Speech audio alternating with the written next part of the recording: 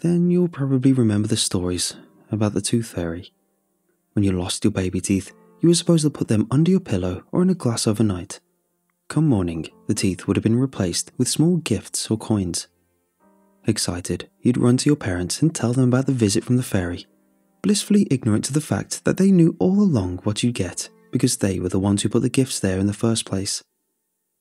I can't be 100% sure, but I think it's safe to assume that it's more than often the parents that tell their children about the fairy that comes in the night to collect the teeth. As for myself, my parents never bothered to introduce me to the wonders of imagination and fairies. They were too preoccupied drowning their senses in bottles of vodka and Jack Daniels to care. Instead, I was told a story by my friend, Lindsay, who showed me the $5 she had gotten in exchange for her first molar. She seemed genuinely surprised when I told her that I didn't know anything about the tooth fairy, and in hindsight, I don't blame her. When I first heard the story, I thought it was scary that a stranger would creep into your bedroom at night and take your teeth. When I lost my first baby tooth after my dad had a rather nasty fit during a drunken stupor, he simply threw it into the trash and didn't speak a word of any fairy wanting to collect them. He was a large man, and he had gotten a gold tooth he used to brag about during his rare moments of sobriety, which puts a certain irony on this entire ordeal. Of course, I didn't share that part with Lindsay, and, as strange as I thought it was, I became curious about what I could get in exchange for a tooth.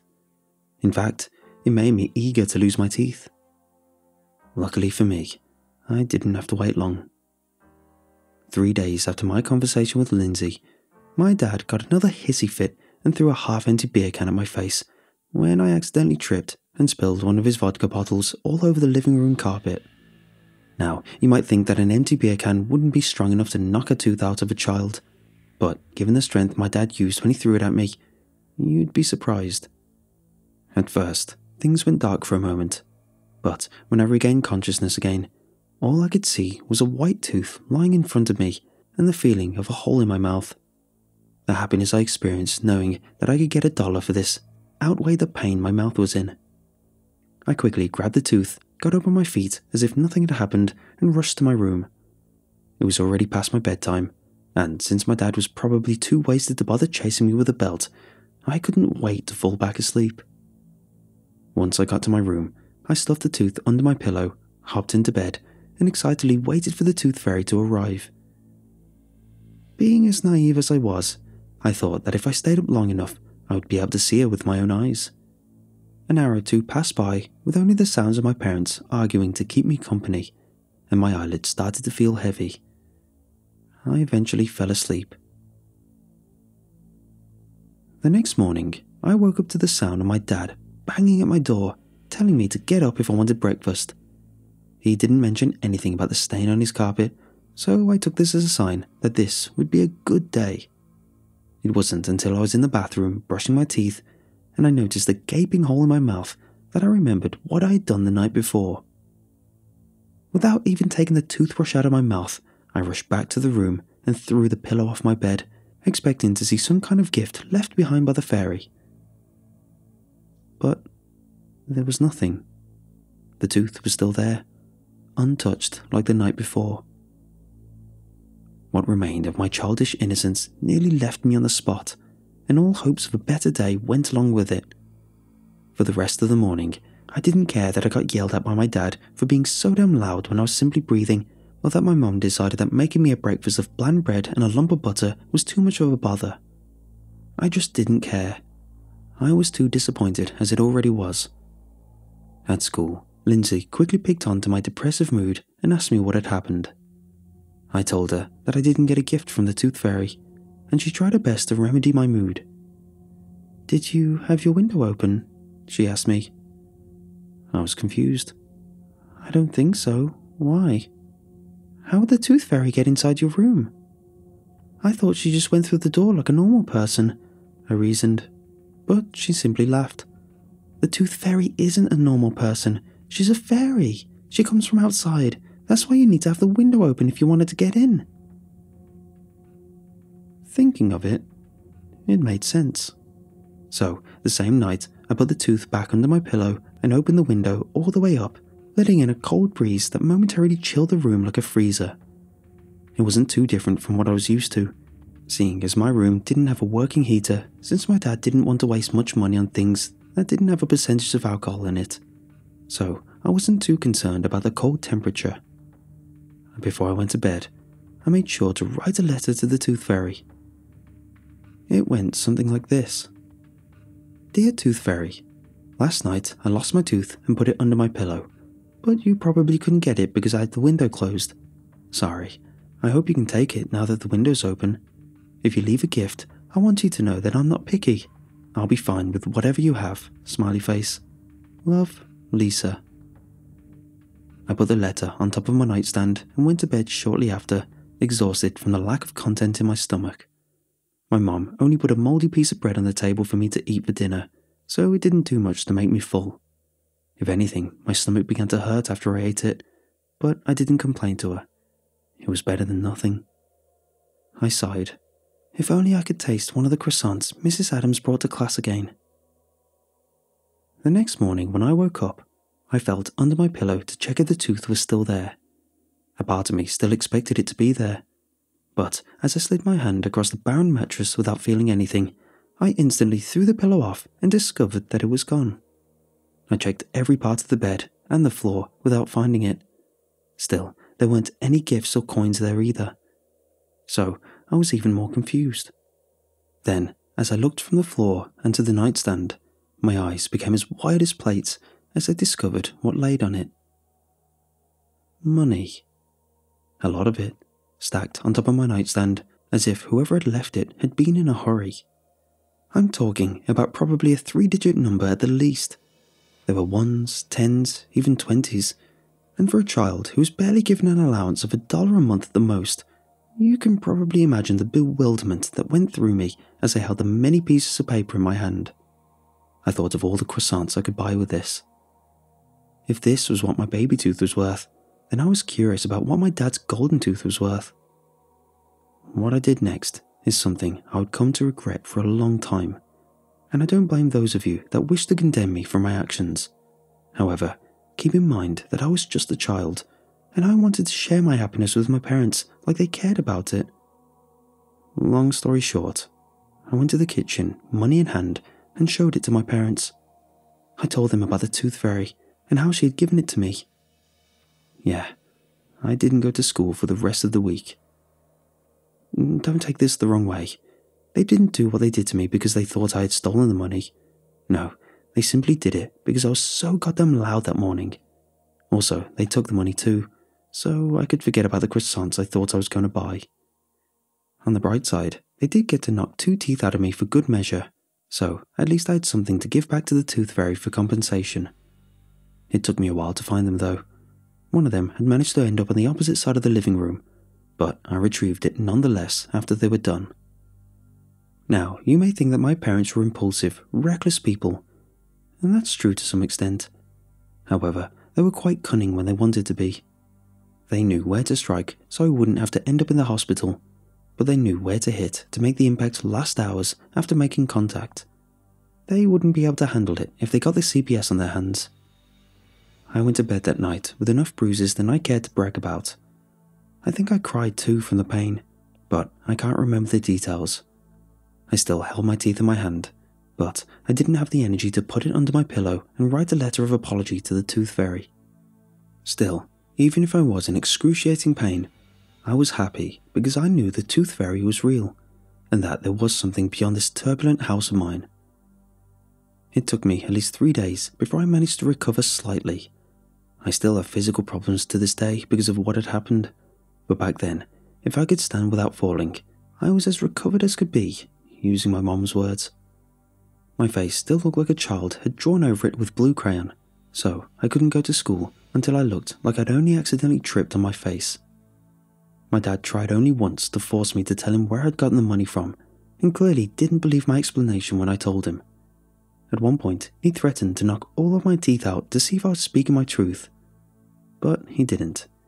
If I went to school with no teeth, he'd have to do some explaining, which he clearly couldn't be bothered to do. So he left me after that and didn't speak another word of it. He was content enough to use the money on another stack of bottles, and that was all that mattered. No more questions asked. On the third night, which was on a Thursday, I finally had enough energy in me to write another letter of apology to the Tooth Fairy. It went something along the lines of this. Dear Tooth Fairy, thank you so much for your gift. I was very happy. I'm sorry, but my parents took it, so I didn't get to buy anything with it. I understand if you're angry, but I have 2 new teeth for you that you can take. You don't have to give anything back for these. Love, Lisa. Like before, I opened the window all the way, left the letter on my nightstand, put the teeth under my pillow and went to sleep. When I woke up the next morning, I checked under my pillow and my teeth were gone. I looked at my nightstand and instead of finding a gift or money, I found a message that had been written on the back of my letter. What do you wish for? I blinked at the handwriting. It was a mixture of large and small letters, not something you'd expect from a fairy, but readable nonetheless. The Tooth Fairy was asking me what I wanted.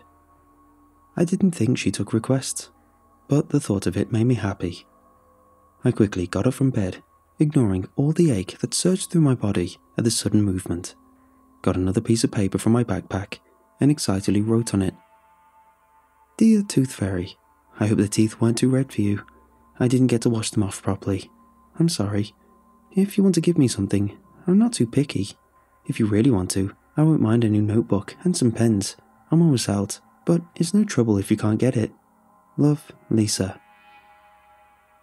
The next morning, I woke up to find not just 1 notebook on my nightstand, but 5 of them, stacked together with a tied knot on top. They weren't just blank colours either.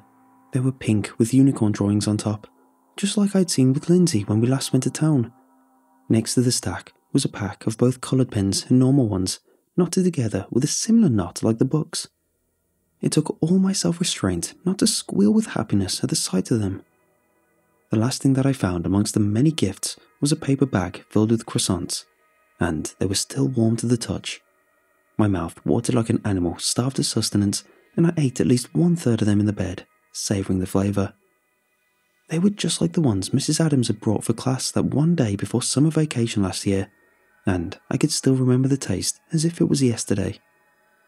After I was finished, I decided to save the rest of them for later, in case Mom decided to give me another piece of mouldy bread, or nothing at all. This time, I did not go down to my parents with my gifts. Once bitten, twice shy. So, instead, I decided to hide everything beneath a loose floor tile under my bed. That's where I kept things that I didn't want my parents to find. Looking back on it, I should have kept the money there as well, but it was too late for regrets. I was just so happy about the books and pencils I'd gotten that I couldn't be bothered to linger on the past anymore. When I returned to school the following week, my mom made sure that I wore some of her old long-sleeve shirts to cover all the bruises that had failed to disappear from my body, even though the sleeves were long enough to touch the ground if I didn't fold them up. I could tell Lindsay thought something was wrong with me, but my cheery demeanour distracted her. I wanted to tell her about the Tooth Fairy and all the things I'd gotten from her, but my mind went back to my parents, and I stopped myself before I could share anything with her. During the next couple of days, I tried to keep Lindsay from poking her nose in what was going on with me, but she had always been a persistent girl. She was smart for her age, observant like a hawk, but from where I was standing, it was both a blessing and a curse. I didn't want to worry her, but I also loved her for her concern towards me. On Friday, just before class was ending, Lindsay finally decided to ask me about where the marks on my face had come from. I was just about to distract her by showing her my unicorn notebook when I discovered that it wasn't in my bag. I must have forgotten it at home. As such, I was forced to come up with an answer to her inquiry. I tripped, I lied. You seem to trip a lot of times, she pointed out. You've also lost 3 teeth, I've noticed. She gestured to my mouth. I waved my hand up dismissively, seconds away from having the sleeve slide down and expose my forearm. I was quick to fix it. I'm fine. Lindsay didn't look convinced at all. You've been gone the past week, and when you're back, you've lost your teeth and your face is all messed up. You're not fine. Before she could finish a sentence, the bell rang and everyone hurried out of class, including me.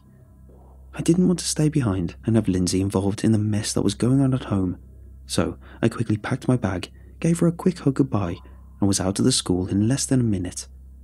I desperately wanted to cry, but I couldn't. I didn't think the day could get much worse, but boy was I wrong.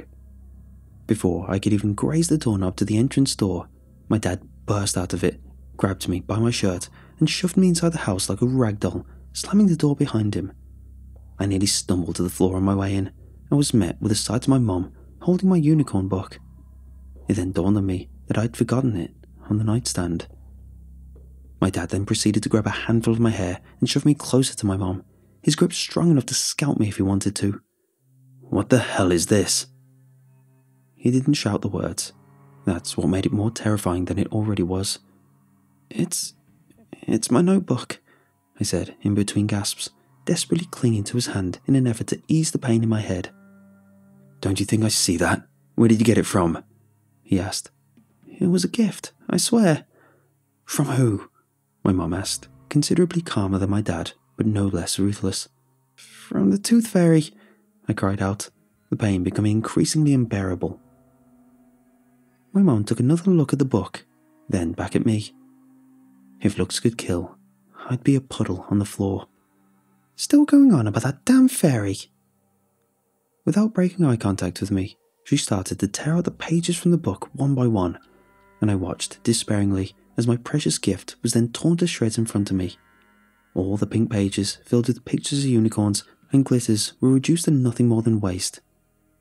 By the time she was done, all that was left was shreds, with not even enough space to write my name on it. The next thing I knew, I was hurled to the wall, all air knocked out of my lungs upon impact. I didn't get the liberty of standing up before my mother threw a punch in my face. Don't be mistaken, even though she was much smaller when compared to my dad, she was arguably twice as brutal. Like a broken record that was going on repeat, she hit me and punched me again and again and again, not even smiling as she did it. "If this stupid fairy of yours is real, then how about we give her all your damn teeth, then see what happens," she said, voice void of emotions as she struck me time and time again. I could feel the warm blood pouring from almost every hole in my face, both the ones that were naturally there and the ones that my mum saw fit in adding onto it. The metallic taste in my mouth was overwhelming, and the urge to vomit accompanied this unbearable feeling. I don't know how much time passed before she finally ceased her attack, but it's hard to know anything at that point. I could barely see anything. The pain had numbed all of my other senses, and it wouldn't surprise me if she had knocked out more of my teeth. Maybe it was just imagination, or the aftermath of my mum's assault, but I swore I felt a multiplied number of holes in my mouth. "Go to bed," I heard my mum say, and in the spite of it, I managed to get up and do just that. I walked away and didn't look back. I didn't bother checking where my teeth had fallen. I just up and left, though that in itself was a feat. I went to my bedroom and closed the door, and that's when I fell to the floor like the limp sack of meat I felt like. My breathing was almost non-existent, and I felt like I was going to die. If anything, I wanted to. This life was unbearable, and while the knowledge that the Tooth Fairy was real brought me some sense of solace, if only for a time, I couldn't go on like this.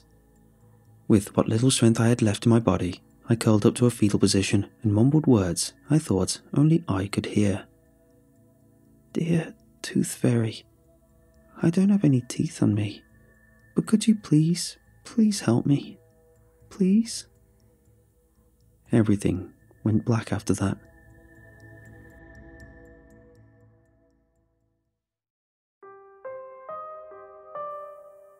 When I woke up again, I was at the hospital. My wounds were bandaged and nursed. I had all these different tubes stuck to my skin, and my head felt light as a feather. It took me a while before I gained consciousness, and when I did, I was being visited by a police officer. His name was Nathan McCarthy, and he was one of the officers that had been assigned to deal with the domestic violence that revolved around my home. Once I was in a relatively stable condition, he explained everything that had happened to me. Lindsay had told her parents about her suspicions, and they called both the police and contacted CPS. In his words, my parents had run away, and they found me in my room, looking like I'd just been killed. When I tried to pry him for information regarding my parents' whereabouts, He dodged the question like the plague. I'm going to spare you the unnecessary details of what happened after. It isn't of any vital importance. Long story short, Officer McCarthy was the one who ended up adopting me, and he provided me with a stable home and life my parents had failed to. He was a good man and an even better father. It was because of him and what he did that I decided to pursue a career as a social worker. While I managed to recover from what had happened to me after years of therapy, I still suffer from some issues because of the injuries my body had suffered from, though it's nothing too severe. I eventually managed to graduate college and pursue my goal. I also stayed in close contact with Lindsay after all these years. She became a primary school teacher, and we ended up working in the same city. We occasionally go out drinking together when we both have the time. It was during one of our nights out that I learned something from her that I didn't know before. Our drunken conversations ended up on the same subject of our past, and even in my drunken stupor, I heard something that made my head come to a halt. "Your parents were assholes," she said, and I agreed. Then she continued, "They had what was coming to them." "Had what coming for them?" I asked, suddenly feeling sober again. I hadn't talked about my parents since my last therapy session 3 years ago, and now that it was brought up again, something didn't add up. Dad said they ran away after they beat the hell out of me. Lindsay suddenly looked sober again, and she paled at my confused expression. "Wait, you don't know?" "Know what?" She sheepishly played with the rim of her glasses before she answered. "They didn't run away, Lizzie. They didn't." She went quiet again for a moment, as if debating with herself whether to tell me or not. "You should ask your dad about it, Lizzie. He should be the one to tell you if he hasn't already. He probably knows things in detail." And that's what I did. The next day, I drove back to my dad's place, which was only a 2-hour drive. He seemed surprised to see me, but happy nonetheless to have me home. We shared a few good words, drank a few beers, and that's when I decided to cut to the chase. "Dad, what really happened to my parents?" Much like Lindsay, he paled at my question. Even with years of experience within the police field, he was easy to read. "How do you know?" "It doesn't matter," I said. "Tell me the truth." He took a deep breath and put the beer can down on the table. He drew a hand over his head and mentally prepared himself for what he was about to say. "The reason I didn't tell you the truth was because you were already in a delicate state. Please don't fault me for not telling you." "I won't," I promised, offering him a weak smile that seemed to ease the tension. "When we received a call about the abuse in your home, we came to your house and discovered that the doors were open. When we went inside after hearing no response..." He paused for a bit, and I could tell from his expression that he was afraid. I had known this man, my father, for the past 2 decades, and I'd never seen him like this before. "When we went inside, your parents were lying dead in the living room." My heart dropped, but not out of sadness. "Dead? How?" "To the bodies. It matched the wounds we found on them. It was the worst homicide I'd ever seen, even if they got what was coming to them." He took a moment to collect himself, after sipping a generous portion of beer. "We found you in your bedroom, wrapped in your blanket. We feared we were too late, but fortunately, you were alive. Your window was open too, so we concluded that the murderer got in through your window. We didn't find any evidence of who it was, but quite frankly, it was all the same to me if we caught him or not." I don't know how long I was quiet for. The discovery that my asshole parents had been killed didn't necessarily bring me any gratification, but it was better than knowing that they were alive and still out there. Leaning back into my seat, I took another sip of beer and tried to process the information I'd been given. I played through what he had told me over and over again in my head, and something didn't add up. "You found me, wrapped in my blanket?" He nodded. "Yes, we assumed you simply took it before you fell unconscious from the abuse." Breathing rapidly, I shook my head at this assumption. "No, I said. I didn't have my blanket. It was on the bed when I fell. All did a night. The next day, we said our goodbyes with a hug and didn't utter another word about what we had discussed the night before. For his sake, I prayed that the alcohol had dulled his memories. Just as I was about to get into my car, my dad spoke up. Lisa? Yes? I tilted my head at him. Your parents, their mouths, they... Dad opened and closed his mouth on repeat. But in the end, he decided against it and just waved me goodbye, and I took that as my cue to leave. I initially intended to make it straight back home, but decided to make one last stop before I left town, and that was outside my childhood house. It was weird being back after so many years. Standing outside that damned entrance door brought back a ton of memories years of therapy had failed to make me permanently forget. I remembered each punch, hit and insult I had suffered from, every wound and scar that still adorned my body. But most of all, I remembered the teeth I'd lost. I don't know why I returned here. I guess it had something to do with closure, or something like that. Either way, I had to go back. What stood in front of me now was but a forgotten memory. A desolated, nearly demolished house that hadn't been touched in years. The walls had been graffitied, no doubt by teenagers with too much time in their hands, and the wood looked about ready to collapse with a simple push. Going inside could as well cost me my life, but that wasn't something I was too concerned with anymore. The door was unlocked, so I let myself inside. The first thing that hit me was the stench of old alcohol that reminded me of all the bottles the old man used to drink. Most of the furniture was still there, but mind you, it wasn't something I would put up on the market for free. I ventured through both the living room and the kitchen, but didn't find anything too remarkable. Even after 2 decades, things still looked the same. Old cans of beer were still littered across the floor, and it was evident that whoever was in charge of cleaning this hellhole didn't put much effort into their work, knowing that it probably didn't matter. When I returned to the living room, I looked down on all the mess that laid around, and that's when I noticed the 2 red stains on the floor, like puddles that had gathered up during my absence. I bent down and inspected it, and after a few moments of observation, I stood up again and smirked while digging my heel into the 2 spots. Serves you right, I said, and spit on the stains, 1 for each. Rot in hell. I walked right over them and prepared to head down the corridor that led to my old bedroom, looking around the place as I went. It was weird to think that as a kid, this place seemed too large and so unsettling. Now, as an adult, it was just a house. An abandoned, mess-stained house, but just a house in its core. There was nothing left here. When I saw the blue door, I had to compose myself before heading in. The bed was where it had always been, the nightstand too. I didn't notice how small it really was in there, just barely larger than a cupboard. For a girl who used to be so little in life, this used to be a luxury. I looked out the window, which stood tilted open, even though the glass was broken and pieces were stuck to the floorboards.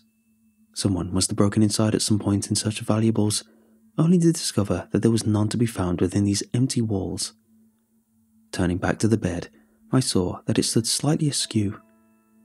The interesting thing was that the dust on the floor was smudged with the bedposts, which indicated that it had been moved quite recently.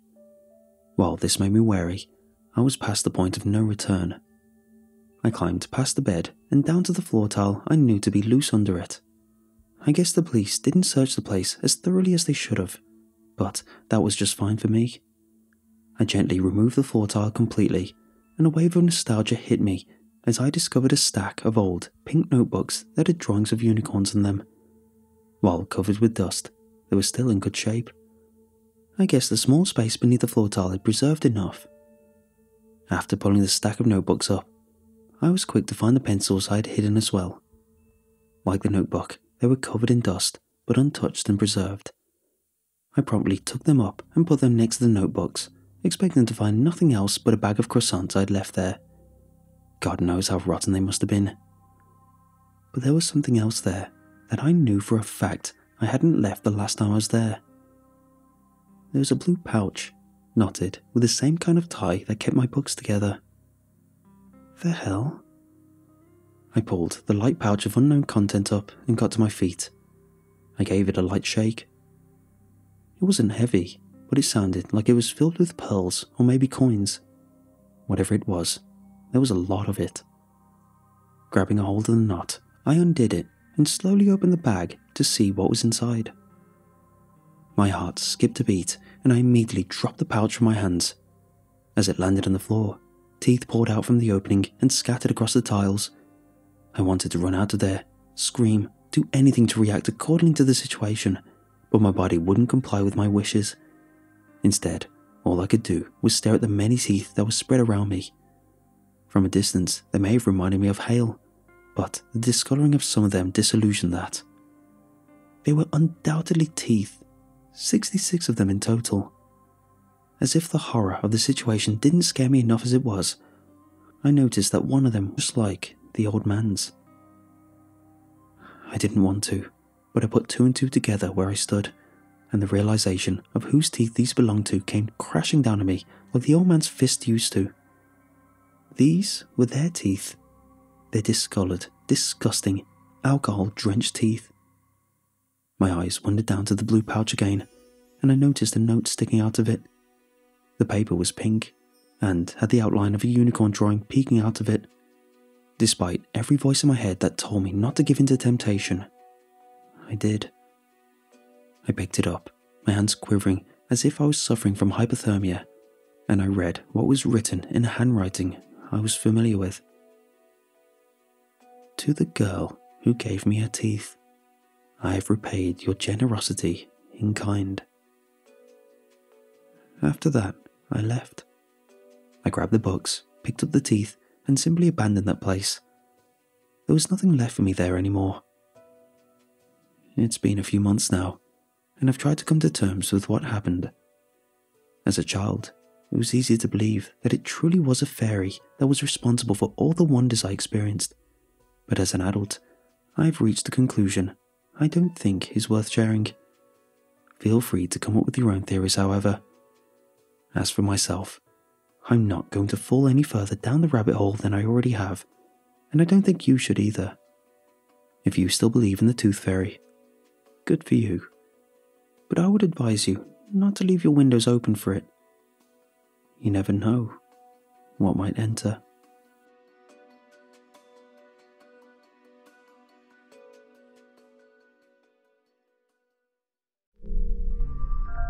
Something I've found in life is that everyone eventually settles on a passion.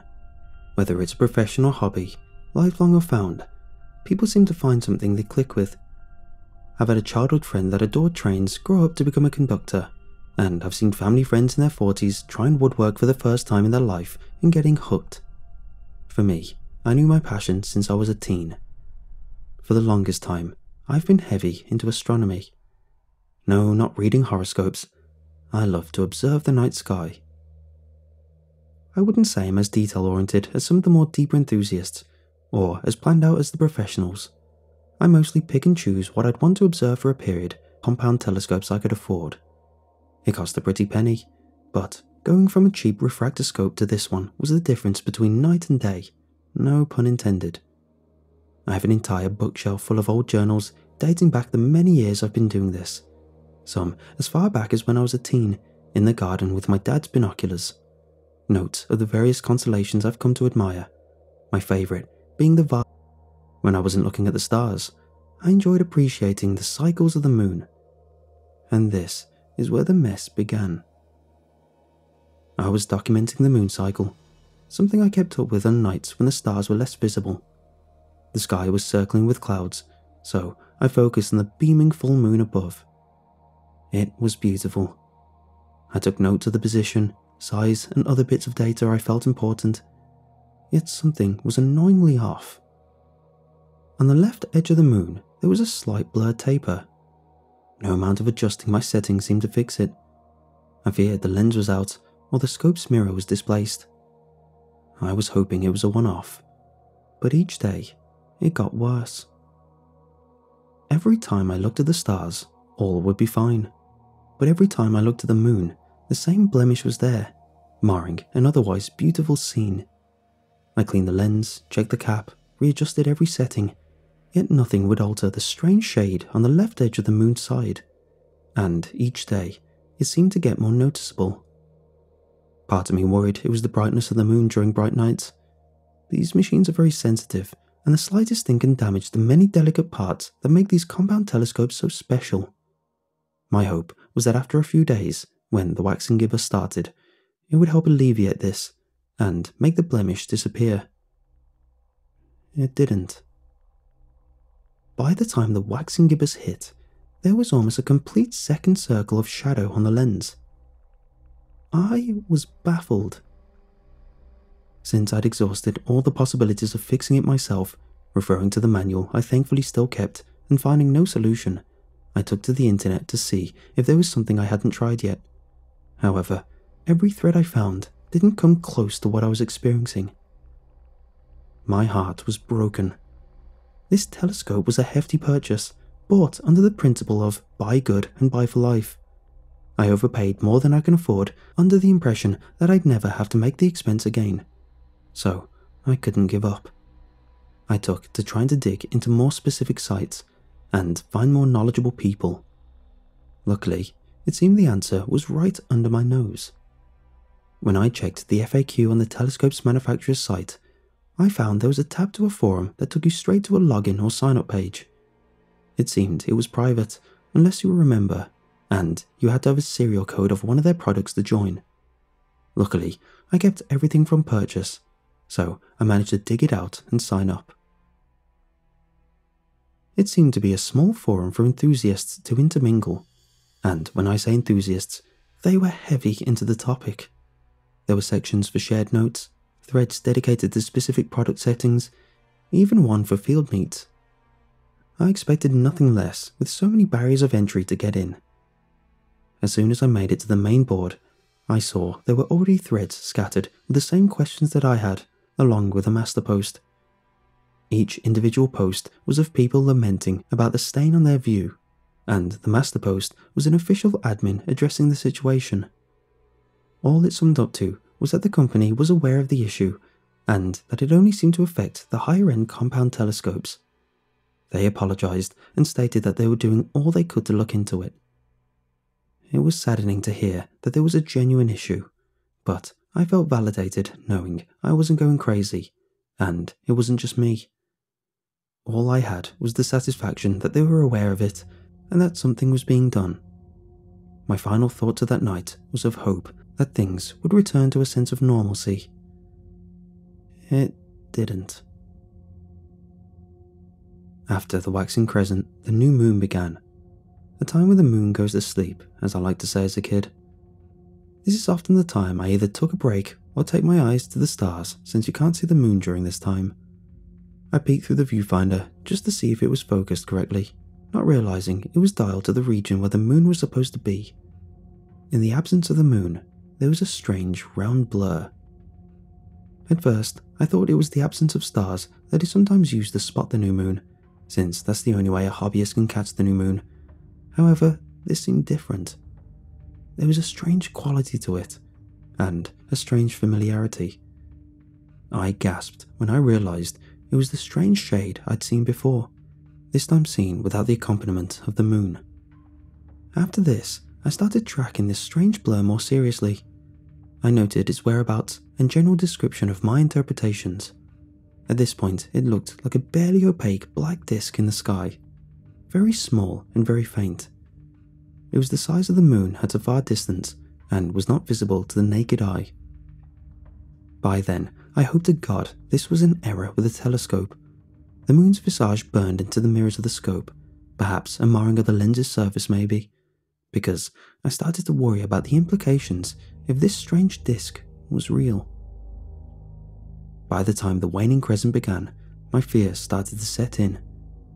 The dark blur was almost a full moon's length away from my perspective. Others still talking about it online mentioned the same thing, and tension was building amongst those of us that were invested. Though that was a small number, since with others to the forum with different models, we just looked crazy. The few of us talking about it were divided. Some were adamant it was what was announced, a manufacturing error. They demanded reparations from the company.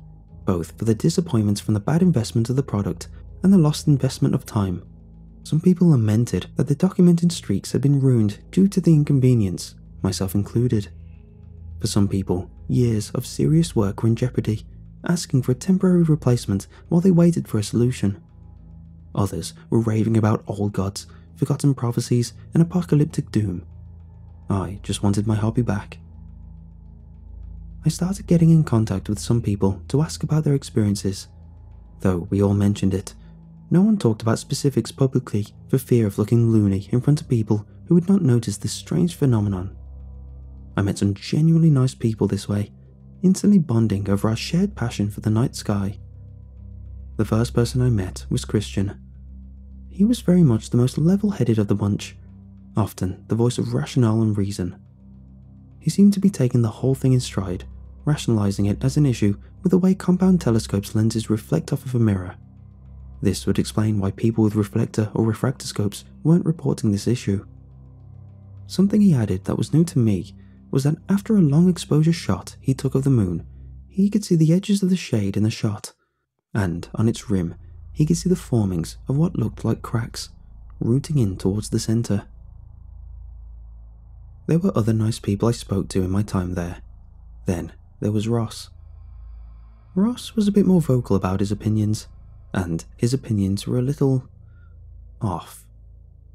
He blew up the DMs of anyone who mentioned they'd witnessed the orb and left pages of his thoughts and ideas based on his research into strange, unknown topics. Conspiracies that ran off the deep end after only a few words. Sprinkled here and there, he'd add his own thoughts, feelings of being watched, not feeling safe at night when in the presence of the orb, wanting to look into forgotten sources for any kind of information. As you can imagine, he was very quickly banned from posting on the forum. But he was still able to infiltrate DMs, much to the chagrin of the users. I tried to carry on as normal. I really did. I kept an eye on my favourite constellations. I noted positions and coordinates. However, in the corner of my mind, while checking the moon, I'd catch the orb in my vision, and my mind wandered over all I'd known so far. I started noting its position too, just for fun, along with brief descriptions, like I did with the stars and moon. Each night, it drifted very slowly away from the position of the moon. By the next full moon, the shade was so far away it almost couldn't be seen when viewing the moon's centre frame. There was going to be a point when it'd be completely out of view when looking directly at the moon, and I was looking forward to it. After another week, I got my wish. However, something strange happened. I found myself longing for it. Not in a positive way either. I didn't want to admit it, even in my notes, but I caught myself edging the scope over just to catch a glimpse of it every so often. I got no good feeling from seeing it. In fact, quite the opposite. I'd feel the tingling of dread in the pit of my stomach when it was in view, to which I turned away. But I still found myself trying to go back to catch sight of it. I talked to Christian about this, and he seemed to dismiss me about it, taking a jab that I was starting to sound like a second Ross, though the way he worded his response made it seem like he was saying this out of denial more than anything. Judging from the shift in mood on the forum, it seemed we all started to sense the same creeping feeling. Ross, however, didn't even ask. He spoke like he knew we felt it, and he filled our DMs with more pages of his ideas and findings, all of which we ignored. As much as I wanted to deny it, like Christian and the others, the feeling crept its way from my stomach to the corners of my mind. Following the feeling was something a few of us started to notice. The shape was changing ever so slightly. I started to notice the cracks around the edges without the aid of a long exposure photo. It was hard to see unless I focused hard, which seemed to give me feelings of a migraine, but I noticed something like faded capillaries drifting towards the centre of the orb, the outline starting to look murky, more distinguishable, a ring like a nebulous halo. As I documented its slow march across the sky, I noticed that over the course of days, as it passed over distant stars, they would be hidden. People on the forum noticed this too, and those without the same telescopes that at first denied this strange event took notice too. Even those without telescopes but a keen knowledge of the stars picked up on missing dots that would otherwise be visible to the naked eye. This is when speculation started flying, and more theories were cast about. An undiscovered planet, a black hole, a spaceship. The sub-community was abuzz. Something even weirder that those of us with the higher-end compound telescopes and a strong memory of the stars picked up was that the stars the shade passed over seemed ever so slightly less bright than before, a duller hue. Hard to confirm, but still thrown out by a few of us that noticed. Like a pillar of sanity, the voice of reason chimed in with a post.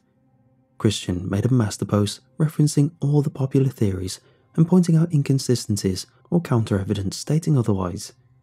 Each theory was explained away to the best of his ability and that the phenomenon will pass. He didn't seem to acknowledge the brightness issue though, but the post got so long and he seemed to focus on the more popular conspiracies. His DMs were blown up on the forum and it was nigh impossible to get through to him after that, so I turned to his personal Facebook to talk to him from then on. He confirmed that a large portion of his DMs were from the infamous Ross, something of a meme at this point in the community. I asked him about what he was receiving, and when I saw snippets, I realised it was different to what I was getting. Not only was Ross on one of his many maniacal tirades, but he was individually writing these out to everyone. At this point, I bit the bullet and decided to skim over more of what he was sending. What he wrote was absolutely insane. He spoke of ancient texts and carvings, whether it was Mayan, Aztec, or something older, I do not remember. I honestly don't remember any of it, only what I wrote down briefly in my journal. He sent pictures of old statues, old wall carvings with a central eye, casting a beam on a cowering populace. He followed the messages with warnings of being watched. Whether he was talking about me or him, I do not know. I did not pay much attention after that. The more I looked, the more I rolled my eyes. It read more like a chainmail than a serious discussion. I closed out, leaving him unread. I started getting anxious on a personal level when I saw the orb hover over towards my favourite constellation, Vasa. Seeing what it did to other stars, I was scared it had ruined the arrangement that helped kickstart my passion. There were already some dim stars in the region. If they were to dim any more, they wouldn't be visible, even with my compound telescope. There were some people hopeful that the brightness would return to the passed-over stars over time, but there was no evidence of that so far. Sadly, it couldn't be stopped. I watched day by day as it edged over to Vasa, and slowly covered the main stars in the region. My heart sank, hoping there would be the exception. But things took an even stranger turn. Almost all the constellation was hidden from sight, the edges of the once beautiful formation barely visible past the marred, cracked edges of the shade. Other Vasa lovers lamented along with me at missing the beautiful Tower of Light formation. We patiently waited for it to pass over, yet it seemed to linger. The day it should have crossed to another set of stars came and went, and still it stayed, like it deliberately wasn't moving. This is when I started to really pay attention. I would watch it almost every night, pen and journal always nearby, taking meticulous notes whenever I noticed anything that stood out. I wrote about the veiny edges, looking like they were bigger than the marred cracks of before. They would be different every night, like they crawled and pulsed on an enormous scale.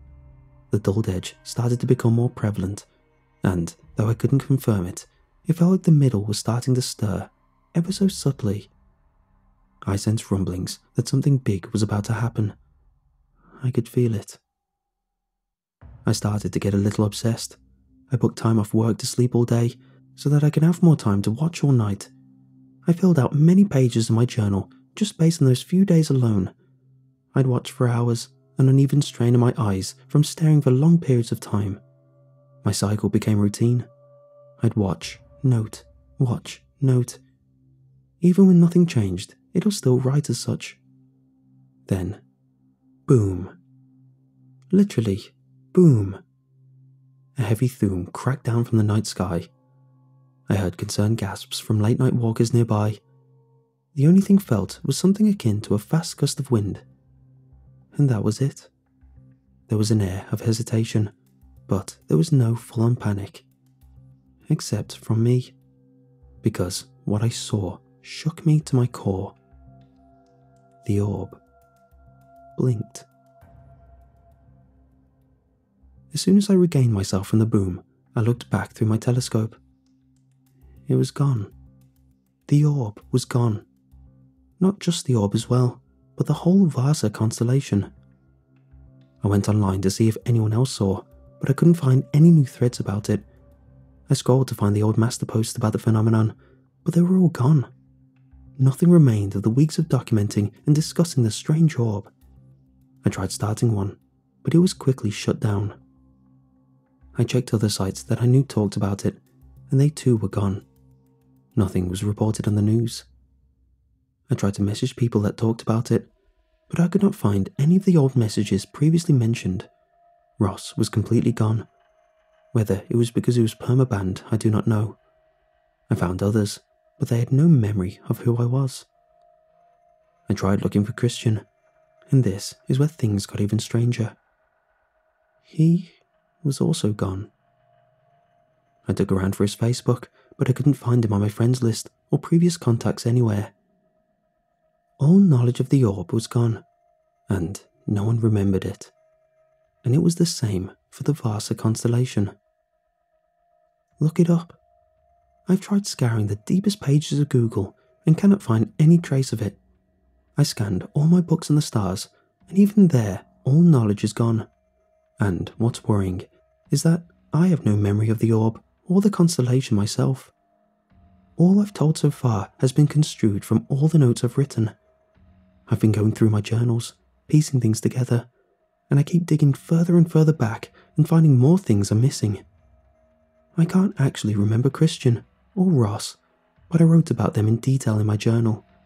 All the writing in a calm and neat fashion, looking like I did it in sound of mind. When I tried to think back to my favourite constellation, my mind jumps to Canis Major, but my notes all say it's Vasa. I've pulled out books from my teenage years and found, even then, I talk about Vasa like a comfort. Sketches of its formation, details of its coordinates, stories of its history. Yet, when I try to look, I see a void, a starless circle in the night sky. More worrying are the other spots of information missing from my mind. In my notes, I talk about stargazing with my brother, nights out just talking about the formations, the mythology of them. Yet, I know in my mind that I've always been a lone child. Cousins coming over that I have no knowledge of, pages written by an aunt who in my mind doesn't exist. There's either a hole in the sky or a hole in my mind, and I'm scared of both. What I've told you may not be entirely accurate. I can never confirm what I truly saw, what I truly know, especially the end. The journey was detailed well, but the final page was hastily written in a rush that either blessed me with little detail or cursed me with a slight knowledge. All that truly remains of the end is the last page. 4 words scratched in so deep the paper was cut in several parts. Boom. Eye. Blink. Gone.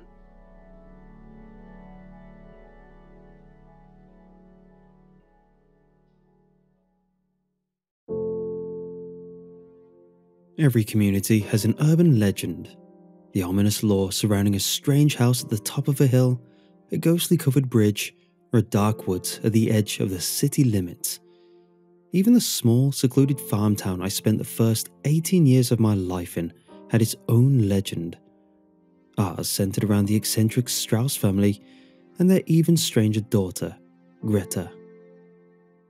I find myself unique compared to most. This, unfortunately, is because I am a first-hand witness of what so many generations whispered of behind closed doors, around the campfire, and at night to scare children.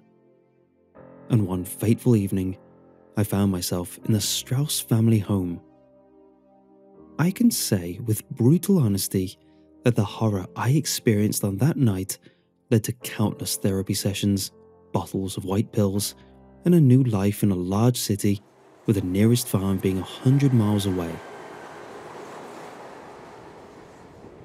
I found it best to begin the retelling of my story by passing along the original legend the same way it was told to me by my peers. The Strauss family moved to the United States from Germany in the early 1900s and settled on a large plot of land in central Illinois. People aren't sure why they chose to leave Germany or why they decided to buy 300 acres in the middle of nowhere. We did, however, know a few things about them. They were very wealthy, self-sustaining, and refused to leave the family farm. All of their food was either harvested, fished, or slaughtered.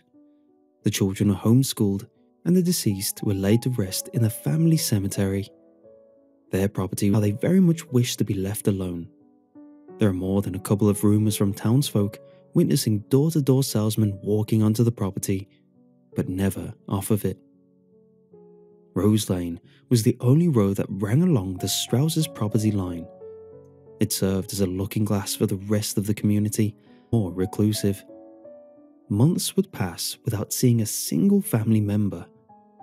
Once in a blue moon, someone would spot one of the Strausses wandering the property or staring at cars as they sped along Rose Lane, and it was like winning the social lottery. The most common sightings were of the mother and or father, whom we simply referred to as Mr. and Mrs. Strauss. People would gather around the lucky individual and eagerly interrogate them as to whom they saw and what odd thing they were seen doing. The most famous Strauss, of course, was Greta. Everyone knew her name thanks to our town's gossipy postman. Greta earned the coveted title as the strangest Strauss due to a morbid choice of clothing and frightening appearance. Greta sightings were seldom, but always similar in their retellings. She dressed in black, and only black. Regardless of the season or time of day, Greta would be draped from head to toe in an ink-coloured gown. Even stranger, her head was always hidden beneath a dark veil. No one in town had ever seen her face, not even a glimpse. Many years ago, as the story is told, Greta was working in the stables. Instead of focusing on the task at hand, she began to dance and play about as most children do. In a split second of wavered attention, she startled a young colt and was swiftly kicked in the jaw.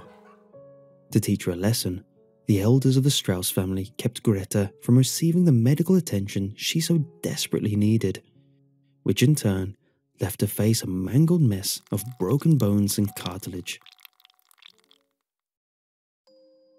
Growing up, my friends and I would scare one another with stories of Greta.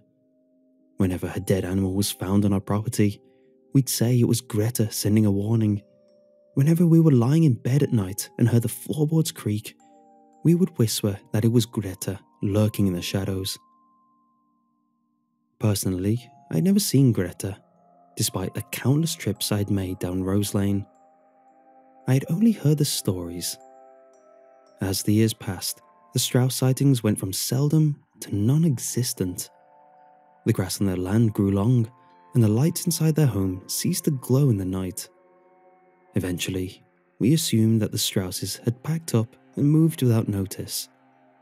The bank couldn't sell the house, claiming a relative in Germany still had ownership of the property and was wiring full legal payments. We simply put the Strauss family farm out of mind. Until the night, we decided to break in. John, Carrie, and myself were 18 at the time.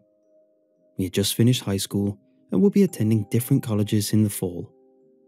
Like most guys our age, we spent the days and nights hanging out, drinking, and saving up what little money we could. The summer and our time together were flying by in tandem, nearly at an end. So we decided to make one last memory. The three of us were sitting on John's porch, watching the sun go down and throwing back some beers we'd paid Carrie's older brother way too much money to buy for us. John ignited the conversation that would change our lives forever, and he still hasn't forgiven himself for it. He talked about how he was driving down Rose Lane earlier that morning and thought he had seen someone in the third-story window of the Strauss home. Carrie and I told him he was full of crap. We conversed and shared our theories about what we thought the inside of the house looked like. Carrie suggested that it was full of forgotten German treasure and that we could be rich if we broke in. No one would ever know, since the Strauss family had been gone for so many years. We smiled greedily at one another before we knew what hit us. The alcohol and excitement had us on our feet and walking towards the Strauss farm in the twilight. As we strolled through the woods, we talked about all the things we would buy with our soon-to-be wealth.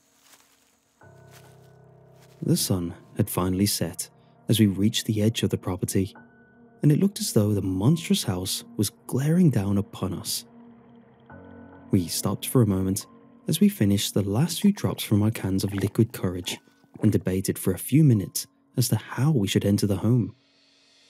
Eventually, we concluded that the door in the back was the best option since it would not be seen from the road.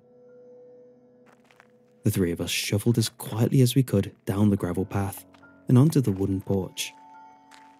My heart pounded in my chest as we got closer, but my feet continued to move towards the house. We pointed our flashlights at the dirt-stained glass on the back door. Carrie and John silently decided that I was in charge as they prodded me forward. I grabbed the old iron doorknob, turned it, and looked back in disbelief. It was unlocked. As I pulled the creaking door open, a wave of musty air from within the house flew past us with a whine. Looking back at that moment, I wish we would have turned and ran back to John's. Instead, we crept inside the darkness of the Strauss home and shut the door behind us. We stepped into the kitchen and began rummaging through the drawers. Apart from a few broken dishes, some dusty utensils, and a couple of ancient appliances, the kitchen was virtually empty. The Strauss home wasn't living up to the horrific reputation we had collectively built for it over the years. It was indeed old, massive, and a bit eerie, but nothing more than what you would expect from any other abandoned home. Everything seemed to be undisturbed. It was as if the Strausses had simply stopped their daily routine, packed up a few belongings, and left the home forever. The three of us searched through the rooms, opening drawers, moving furniture, and scouring through cabinets. Our respective alcohol buzzes and hopes of finding treasure began to fade. But as it did, an uncomfortable feeling of dread and paranoia washed over us. We decided that this whole idea was a waste of time, and that going back to John's to smoke some weed would be the perfect end to the evening. We backtracked through the home and into the kitchen towards the back door. Just as we were about to step outside into the freedom of the night, Carrie's voice broke the silence. "Guys, look at this." John and I turned and pointed our flashlights back towards Carrie, who was standing against the kitchen wall. He was running his hands along the edges. We looked at him curiously and asked him what he wanted. Just then, he pulled on one of the mounted wooden shelves, and it swung open. A new entrance had appeared before us, one that we instantly knew was constructed to be a secret. We adjusted our flashlights and stared at the staircase that descended into the dark depths below. The three of us knew that if there was anything of value left behind, it would be at the bottom of these stairs. Once again, John and Carrie nudged me forward as we crept down the stone staircase. The temperature dropped significantly as we reached the stone floor of the cellar. It was damp, dark, and I could hear the faint sounds of dripping water and scurrying rodents. We started our search, exploring the outer walls, grasping with excitement as our dreams of wealth were back in full swing as our flashlights illuminated glimmering metal and stones. Jewelry, vases, paintings, swords, and coins filled numerous tables and cabinets within the cavernous room. We frantically filled our pockets and rambled on about how we would come back in the morning with our trucks for the rest of the loot. As we made our way to the far corner of the cellar, we noticed something we very much did not expect to see. A large wooden door. As to why it was barred from the outside with a metal rod, we had no idea. But in the moment, we didn't care. If the cellar was full of valuables, then whatever lay beyond the door would have to be even better. John lifted the iron rod and set it on the ground. We pulled the door open, and my stomach turned. The air was pungent with a sour smell of decay. We illuminated the room with our lights, and my brain attempted to comprehend the scene before me. Mutilated animal remains were scattered across the floor. A pile of old newspapers and rags formed a wadded nest in the corner. Against the far wall was a mattress covered in torn, stained sheets that were covering a large lump. I looked at my friends as I covered my mouth and nose with my shirt, turning my back to the room. I said something about leaving, just before I saw the horror in Carrie's eyes as he pointed behind me. I jolted back and pointed my flashlight towards the bed. The lump beneath the torn sheets on the bed sat up and turned towards us. Initially, my body refused to move. The figure rose from the bed with awkward, twitching movements. I heard his bones creak and wet skin smack against the stone floor. After what seemed like an eternity, I was able to move again. I stumbled backwards, falling into John and Carrie. We ran to the stairs like animals, thrashing about and knocking over everything in our path. John was the first to reach the base, and I was a few feet behind him. Carrie had fallen behind. John and I raced up the stairs towards the hidden entrance. I grabbed his shirt tail and yelled that we couldn't leave Carrie behind. We heard his panicked voice. He was close. We turned our flashlights downward and could see Carrie at the base of the stairs. And for a brief moment, I felt relief. My moment of content was ripped from me as I witnessed the figure behind Carrie. Its skeletal hand sunk its sharp fingers into his face as he screamed. The beam of our flashlights highlighted the horrific scene like a spotlight on a stage. Greta's mangled, decomposing face stared at me between the torn shreds of her dark veil. Her dislocated jaw hung from a few strands of flesh. Her nose and eye sockets were crushed, and her head was cocked to the side as if her neck had been broken. Even with her deformities, Greta seemed to smile at me as she pulled my screaming friend into the dark abyss of the cellar and tore into his flesh. The next few days were a blur of police investigations, search parties, and devastated parents. The Strauss property was turned into a crime scene and ripped apart. The police discovered the hidden cellar John and I had described. They found the evidence of torture and human neglect in the barred room. The only problem, however, was the lack of bodies. Carrie was never seen again. The only evidence found were his flashlight and the remains of his clothes. They had been ripped into hundreds of pieces. I have a theory that Greta had always been a monster, and over time, she became uncontrollable. The Strausses attempted to do what they could with her before abandoning their home. Eventually, they resorted to locking her away in a makeshift dungeon to rot. But that's the problem with the worst kind of monsters. One very important thing the Strauss family neglected to consider is that some creatures, the ones urban legends are written about, refuse to die.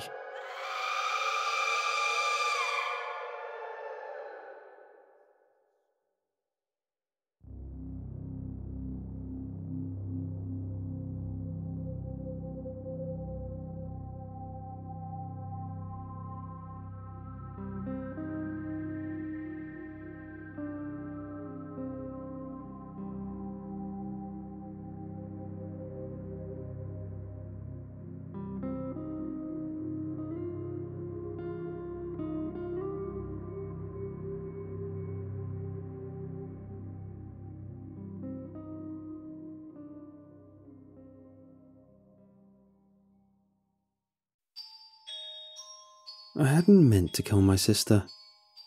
It had been a joke. In life, she never used to listen to me anyway, though as her older brother, I felt I had the authority. But after she died, and in my childish misery and guilt, I'd invited her to come back home. Well, she did. There were only two of us. Our parents thought that we were everything they'd wanted in a family, a boy and a girl. She came out a bit shyer than they wanted, quiet and a bit odd, at least to me at that age, but we were perfect side by side in family portraits. Now, there is only one of us. We don't take family portraits anymore. It started when I'd found the key to her room. Our bedrooms were across the hall from each other on the second floor of the house. The doors had old-fashioned doorknobs that locked with a key, which we didn't have and which I hadn't seen before. Then one day, I found a ring of unmarked keys in a junk drawer in the foyer side, and the ring had a spare, but not all did. The key to my sister's room was one of them that had only one master key. That was when I'd gotten the idea. I pocketed the key to her room and left the rest in the drawer where I'd found them. I waited for the perfect opportunity that evening when she was in the living room with my parents staring at the TV, as she always did after dinner. I went upstairs on pretense to use the bathroom and quietly locked her bedroom door from the outside. Back downstairs, I acted innocent as we watched TV together. I loitered until my sister yawned, kissed our parents goodnight, and went upstairs. I waited on the couch, grinning with suspense. It was a good long moment before we heard her shriek. Then the sound of wood banging. She streaked downstairs in tears, asking for help with the door. Father went up with her to see what was the matter. They both came downstairs again, her still in tears, and he in confusion. "It's locked," he said. Mother got up and retrieved the keys from the side table in the hall. All three of them went upstairs. They were still there in a huddle, trying and retrying every key. Of course, none of them fit. Mother suggested my sister sleep in my room until they can call a locksmith in the morning.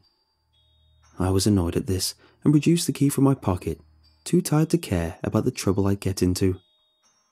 "It was just a joke," I said in my defense. After we'd gotten her door unlocked, Mother made me return the key to the drawer, saying the first chance she got, she'd get it duplicated to avoid this situation again. Naturally, she'd forgotten. That weekend, when our parents were out on an errand, leaving us alone at home, I'd gotten bored and done it again. My sister knew immediately who had done it. It was a Saturday afternoon, and it was the last time I would see her alive. She flew into the kitchen, chasing me, demanding I open her door. I pretended to have swallowed the key. By this time, she was in hysterics and fled the house in tears, as if she could run all the way to Mommy and Daddy in town. This wasn't the first time she'd done that. She always came right back home before she got to the end of the street. I waited for her to give it up and return. But as the hour turned to 2 and then 3, I began to worry. I waited by the chair closest to the front door and then the window. At some point, I got out and walked around our yard and then the neighborhood, but saw no sign of her. I came home with my heart in my throat. I decided to keep waiting instead of calling my parents from the kitchen phone. 10 minutes more, I told myself, then I would.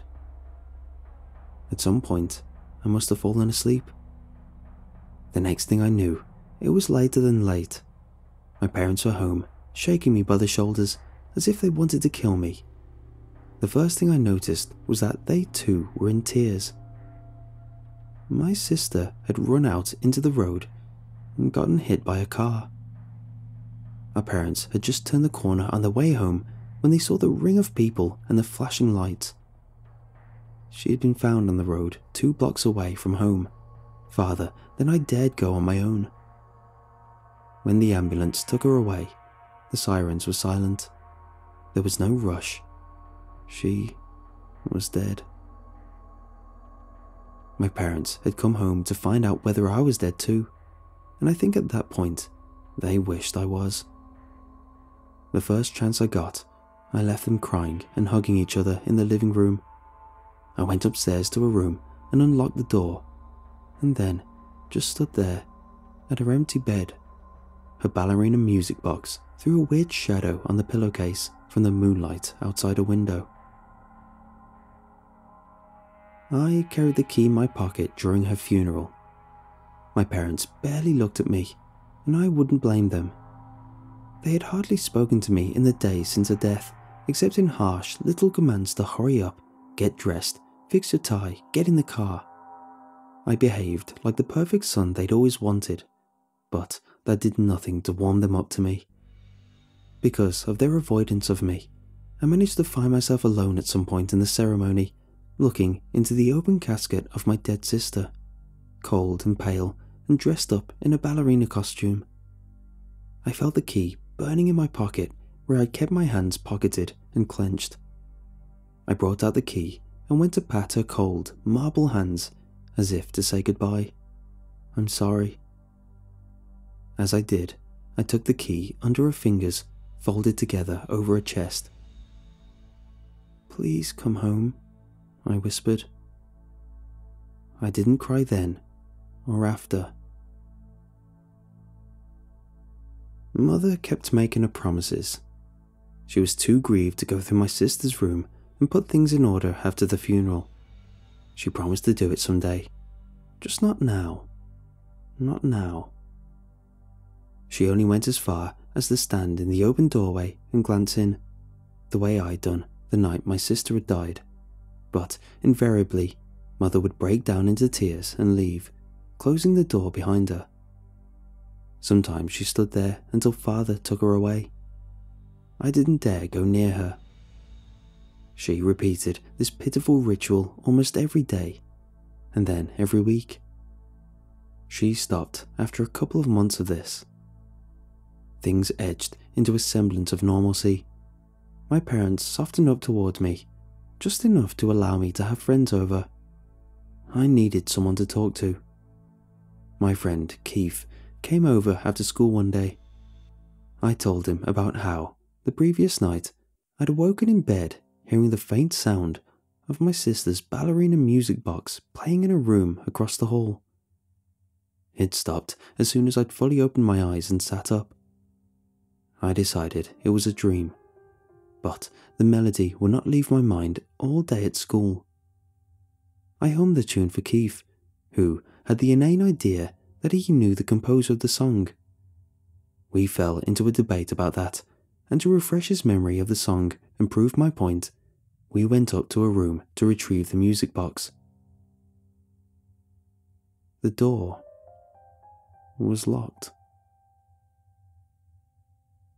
We peered into the keyhole and found that it was too dark for that time of day. Then I realized why. There was a key blocking the hole. It had been locked from the inside. Keith saw no significance to this, since I'd been too struck dumb to say anything else to him. I stayed downstairs in the living room, staring wide-eyed at the TV without watching it, waiting for my parents to come home. I could hardly restrain from calling my mother to hurry home from the grocery store or my father from work. But when they did finally get home, I found I could hardly mention anything to them. I stayed quiet all through dinner until it was time for me to go upstairs to bed. I didn't want to go, but I didn't want to upset my parents further. I stopped outside my door and glanced at hers across the hall. Silent. I didn't dare try the knob again. It was a Saturday the next day, and I was off school, but I was awoken early by my mother battering the door to my room. I'd gotten my own key from the drawer and locked my door the previous night, something I rarely did before then. When she'd gotten in, she demanded that I unlock my sister's door that instant, that I had no right to. I interrupted and told her I had nothing to do with the door this time. "Lies," she shrieked. "You and your friend were fooling around in the house yesterday when I was not here." I told her that was true, but we never did a thing to my sister's room, and that was the truth. She wouldn't believe me when I said I didn't have the key. I was forced to tell her that I'd left it in my sister's coffin. She'd gone silent at that. Not because of the implications of what this meant, but because she was transported back to the funeral in her mind. Her eyes filled up, but the tears would not fall. I couldn't tell myself to bring her that I thought the key was in the house now, on the other side of the door. All she was thinking about, now that she shook herself into reality, was that we couldn't duplicate a key we didn't have. What's more, she decided the door wasn't locked but merely jammed by humidity or something else. Apt punishment for her for not having opened the door in a while. She decided we would have to call a locksmith that very day. Once she flew this idea by my father, however, he would have none of it. He left his breakfast half-eaten at the kitchen table and roared out to the garage to retrieve his toolkit and roared back in and straight up the stairs, followed by my mother rolling her eyes behind his back as he spewed forth his wounded pride. Gingerly, I hung back in the hall as my father began to play locksmith at my sister's door. With me and mother watching over his shoulder, he tried the door this way and that, pulled and pushed, banged it with precision here and there, and finally knelt at the doorknob and probed a penlight into the hole. I saw his eyebrows shoot up. "There's something blocking the keyhole," he said, confirming what I had seen the other day. It was mid-morning by then. My sister's room had a window facing east. The light should have shone through the doorknob as it did from the gap under the door, but it was dark as night. Through this gap, my father slid a sheet of old newspaper along the floor, a good deal of a centerfold to cover as much ground as possible. Then, with a thin metal instrument from the screwdriver kit, he prodded into the hole until we all heard a thin, distinct thud of metal on the paper on the other side. A dot of light was cleared in the doorknob. My father pulled out the paper carefully from under the door, and we could see the slight weight of the key keeping the paper from flapping. But then, before it was halfway out, the weight was gone, and the paper came clean away on our side of the door. Very suddenly, unburdened from its weight, the key was gone. Father had that puzzled look on his face, and he turned to glance through the doorknob. Then he got on all fours to peer under the door to see if the key had gotten caught on something or had simply fallen off the paper. but of course he saw nothing. No movement of shadow across the light, no telltale form of a key on the floor for any distance. I knew what had happened, of course. It had been plucked out from under our very noses. Mother asked Father if he was quite finished playing locksmith so we could call a professional. He wasn't ready to give in, and as they continued to bicker, I left them and went downstairs, out the back door. I circled around the yard to look up at my sister's window from the outside. They had picked a room very carefully. Not only had she gotten the best view, but the window was most secure from any break-ins from the outside.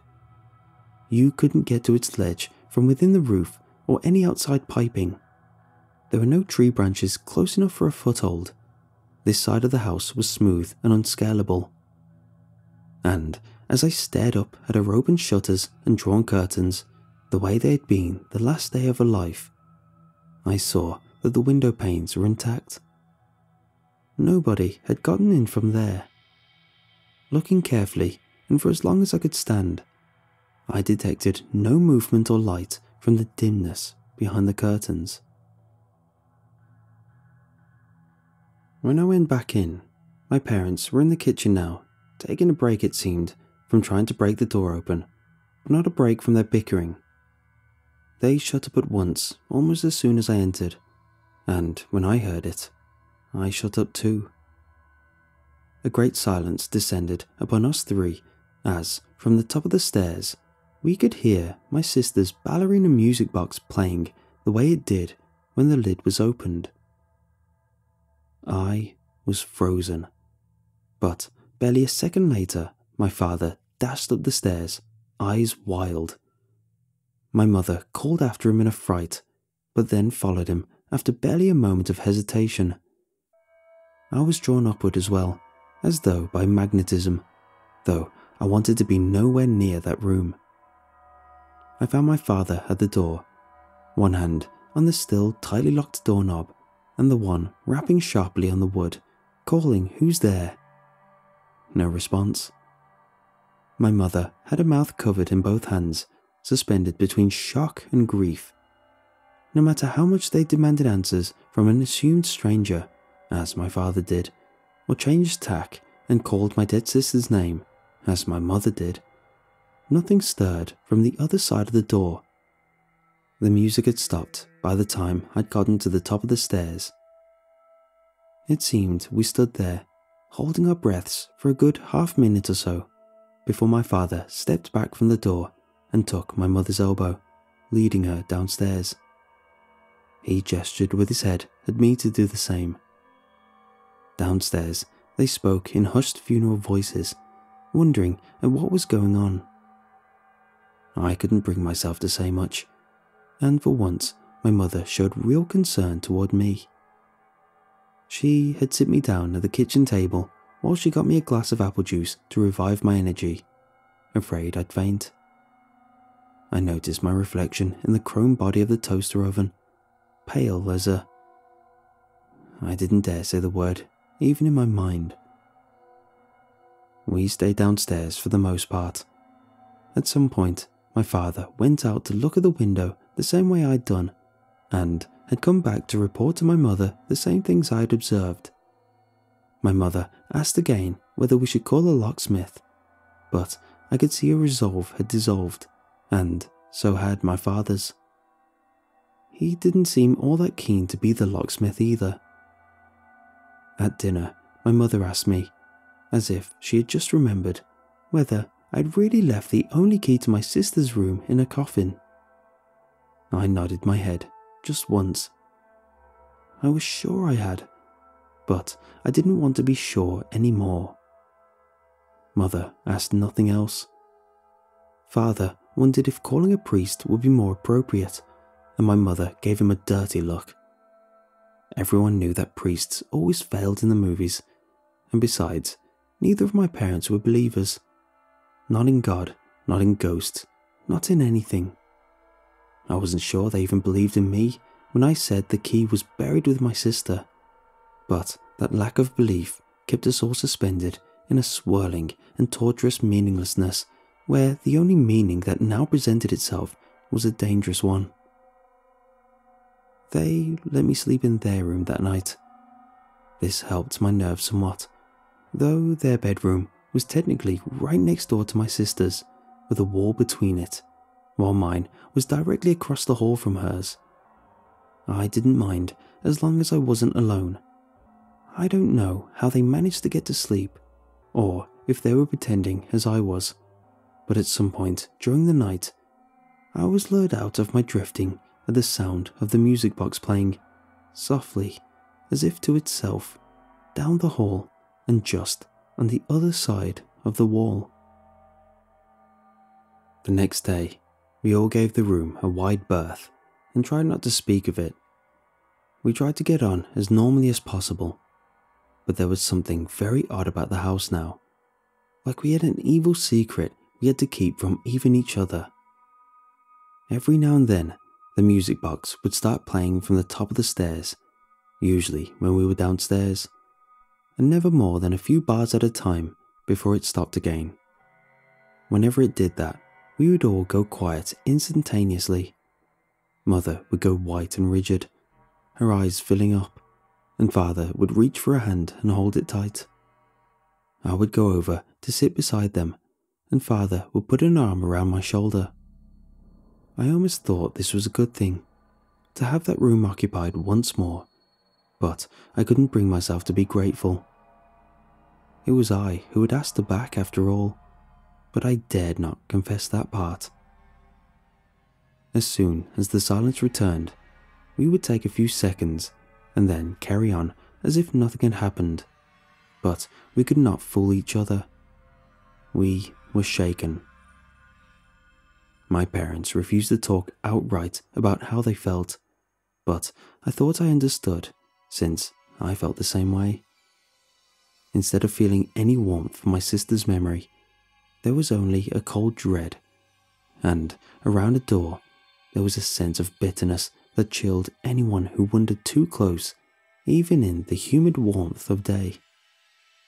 We kept this up for the next few days, and no matter how late I tried to dally after school instead of coming straight home, I would always be the first one in. My parents were trying to stay away as long as they could too, but by the middle of the second week of this, my mother decided what it was they had to call. A real estate agent. We were going to sell the house and move out. But things had to get worse first. I'd found myself in my pent-up distress mentioning something about the door to my friends at school, and Keith invited himself home with me to check it out. I knew my parents would be away from home, and I didn't want to go back alone, so I agreed. I hung back a good few steps when Keith climbed the stairs to the bedrooms. He walked right up to my sister's door, as if he hadn't felt the miasma that, at least my parents and I, had grown stronger every day. Keith tried the door, as I knew he would, and found it locked, as I knew he would. Then he bent at the waist and peered through the keyhole. His other eye squeezed shut for focus, and his whole body shuffling him side to side a few inches at a time to get a better look. I stood across the hall, shifting uneasily from foot to foot.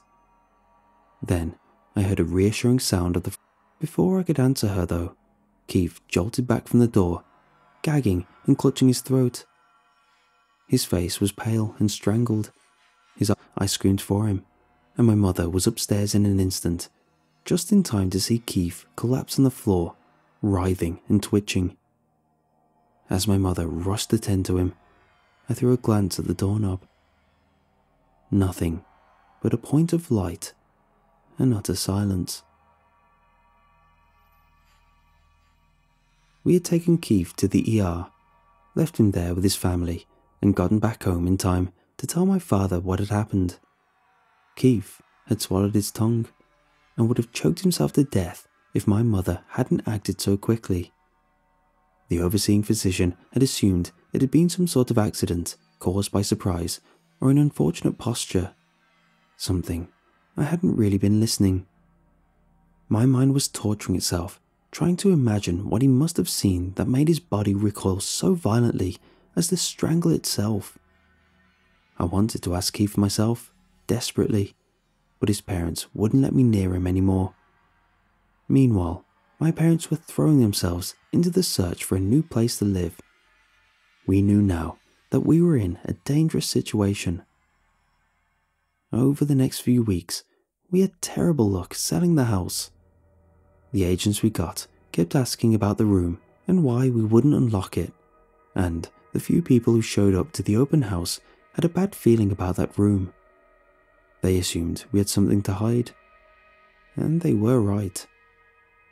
No matter how beautifully we had presented the rest of the house, that room poisoned the atmosphere, even though from a photograph of the second floor you couldn't quite tell there was anything off about it at all. The house was listed as a 3-bedroom space, and people expected 3 bedrooms. My father thought we should just promise to get the door fixed before they moved in, and then just let them do what they would with whatever they found behind it. But my mother argued with him over the ethics of it all. By this point, my parents were willing to just abandon the house and leave it to some in-laws they were not fond of. They had planned to move into what was supposedly a summer home, but with the idea that we would settle there. It was smaller, less comfortable, and further from school and my father's workplace, but it didn't matter by then. We only had one goal between us: get out. The music had started to drive us half mad at night. Sometime during the last week, the music box had broken, and the tiny mechanism began to play just one note over and over again. One key over and over. And then it went quiet again, so suddenly that the silence was just as loud as anything before or after. To call it music was to call whatever it was on the other side my sister. It might have been music at some point, but now it was a mere sliver of what it had been in life. Now it was a hideously shrunken fragment of the whole, distorted and sharpened, so it was no longer recognizable as a part of the original. And it was getting louder and louder, and it appeared to be moving along the walls. My parents' bed, which I slept in with them, was positioned so that our feet were pointing to the wall that divided the master bedroom from my sister's. That used to comfort me somewhat, knowing that this was her. But it had gotten so that it seemed the music was seeping into the walls like a pipe had burst and bled into the paper. The paint on the wall seemed to shift in my mind's eye in the half-light. We were unable to fall asleep until dawn, and our daylight lives were thrown out of rhythm. We stumbled home, exhausted, and stayed on guard all day, hearing that one key play on and off throughout the afternoon and evening. And then we stayed, keyed up all night, to repeat again the next day. We were fairly at the end of our rope. My mother insisted we move within a week, and drove us like slaves to finish packing up while she saw to the logistics of getting boxes of furniture shipped off. We were even more strung out and exhausted by then. I must have drifted off that last night before we were to move. Right there, on the bare mattress in the master bedroom, with nearly all of its contents in cardboard boxes. I woke up to hear the music over my head, right beside my ear. I snatched myself away immediately and saw that my parents had done the same. The music, that one demonic key, was throbbing louder than usual through the opposite wall of my sister's bedroom, where our headboard was. The broken note played again and again, travelling and swelling and surrounding us. My parents were up in an instant, scrambling to get dressed and yelling at me to get moving as I sat there, frozen. They had to yell because the music was so loud now, it was impossible the neighbours would remain undisturbed by it. The moving company we hired was scheduled to come by and help us the next morning, but we had to get out right then, at 3:30 in the morning. My father said we would return later to help the movers if they showed up, but for now, we were going to a nearby motel with nothing but an overnight bag hastily thrown together. We rushed out and piled into the car, noting as we left that the music had been thrumming throughout the house, even downstairs, but it could not follow us out the front door. As soon as I cleared the doorway, the air came easier to my lungs. I hadn't known we had been literally suffocating in that house all this time. From the yard and then the garage, pulling out from our driveway, our house was silent as anything should be at 3 in the morning. While my father backed down the driveway, my mother nervously scolded him all the way to watch the mailbox, and I twisted around my seat to look back at the house one more time. We were pulling down east, and I had a clear view of my sister's window from the back of the car. The shutters were still left open, and there was no light from the depths of the room, which I could clearly see now that the curtains were thrown open. And standing there, in the gap of the curtains, I saw a pale ballerina at the window, watching us go.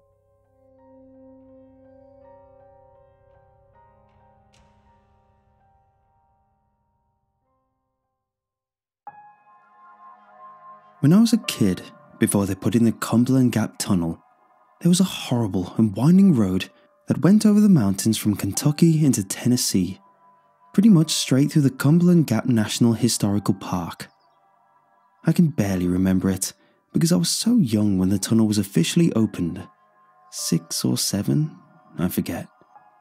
But there's one stretch of the old road that my brain won't let me forget.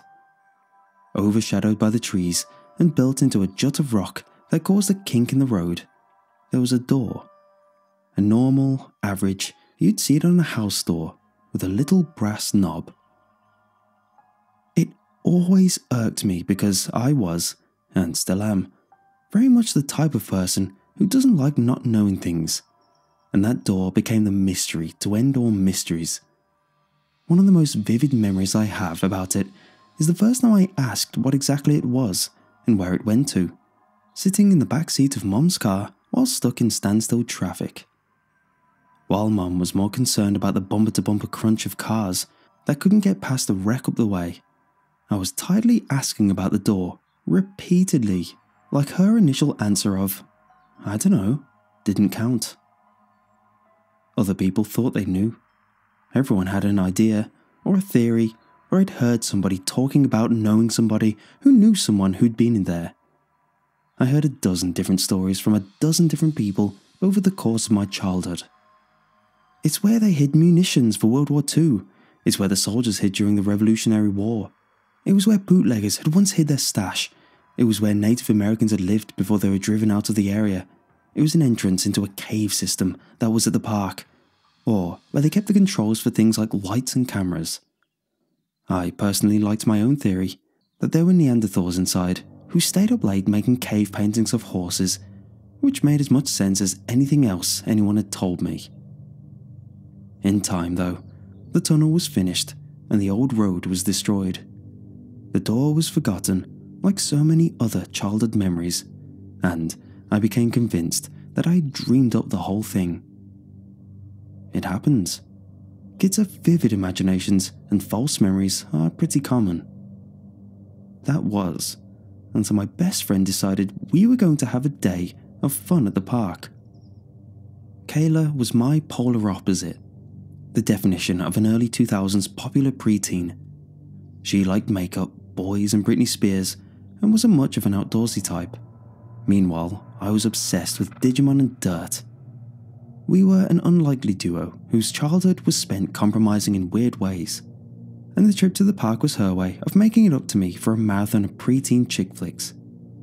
She knew I wasn't thrilled about Mary-Kate and Ashley, so she'd take the dive and go catch tadpoles with me as a sort of concession. Hell, it was a double concession since, having hit the age where looks, friends and social etiquette suddenly began to matter, it was pretty obvious that she was becoming more and more hesitant to be seen in public with me. This was probably the reason why, when we got to the park, she specifically asked to be dropped off at a not so popular entrance to the trail, rather than my favourite starting point on the Iron Furnace Trail. There was less a chance that one of her crushes or school buddies would catch wind of us, not that they'd be hanging out in the woods anyway. Her grandpa wasn't the keenest on this, since he didn't like the idea of us being so far from people, but she managed to convince him by citing that civilization was literally down the hill from us if something happened. A big hill, sure, but you could technically see the roofs of houses from the road just off the parking lot. He hesitantly agreed and drove away with a sigh, leaving us standing there with a couple of jars for tadpoles and some well wishes. No sooner than his car disappeared back into the road did Kayla turn to me, sigh and say, "What are we doing now?" I had some ideas. I wasn't as familiar with this stretch of trail than the tried and true route to the Iron Furnace, but I imagined myself some kind of intrepid explorer and figured that, so long as we stayed on the path, there wasn't anything that could go wrong. I also decided against heading in the direction that would have likely led me to the familiar territory, based solely on the fact that I'd never been in the opposite direction and was curious what I'd find. I didn't say anything about this, of course, and just let Kayla think I knew where we were going, since she didn't seem too invested in our adventure or concerned about where we ended up. So, off we went. I think it was about 15 minutes in that Kayla started to get the case of the heebie-jeebies. The woods were denser on the mystery trail I decided to take, and even in the bright spring sun, everything was dark and dreary.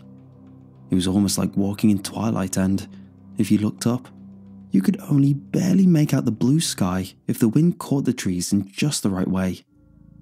She nervously tapped her nails along and shuffled after me, biting her lip and occasionally saying something snarky to mask the fact she was terrified of every creak, crunch and crash she heard. I was oblivious. I was just excited about a chipmunk I saw. 30 minutes in and I started to get braver. While Kayla sat on the benches, pockmarking the trail, I'd leave out jars with her and merrily go skipping off the beaten path. She'd nervously watch as I disappeared into the shrubs to look for anything interesting. Bird feathers, snail shells, cool rocks, and other things that I wasn't legally allowed to take, but would stuff into my pockets anyway. With every new venture into the woods, I gained more and more confidence. I would venture further and further out. If I got too far, Kayla would yell for me. Insults, usually, about how I was a loser, I was crazy, she hated this, and she wanted to go home. I'd usually follow the sound back to where I began, and given how far out I was wandering, sometimes the sound of her voice was the only thing that would guide me to safety. It wasn't a perfect system, but it worked, and it worked right up until it didn't. To this day, I don't know what it was. Did Kayla stop calling because she was mad at me? Did I just mosey too far out to hear her? Was something else at play? I just know that, at a particular bend in the trail, I dropped off my jars and treasures with Kayla, pressed out into the bushes, and began to walk downhill further and further into the woods in search of something interesting. A part of me knew I was going too far, but I felt this strange compulsion to keep going, like something was calling me from further ahead. So, ahead I went, like a goddamn idiot, stumbling over rocks and getting slapped in the face with branches. When I hit the bottom of the hill, I realized I was standing at the top of a sharp drop down, a rocky jut about the height of a single-story house that was shrouded in darkness from the sheer volume of surrounding trees. If I squinted though, I could make out what rested at the bottom of the fall, and my eyes widened when I saw fading yellow dashes and darkened asphalt. It was a road.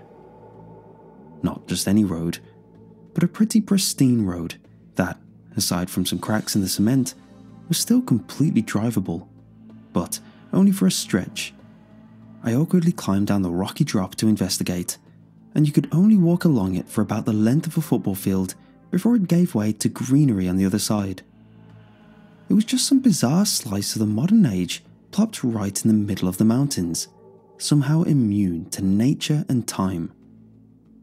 I marvelled for a bit before I finally saw the glint of something metallic in the fleeting moment of sunlight.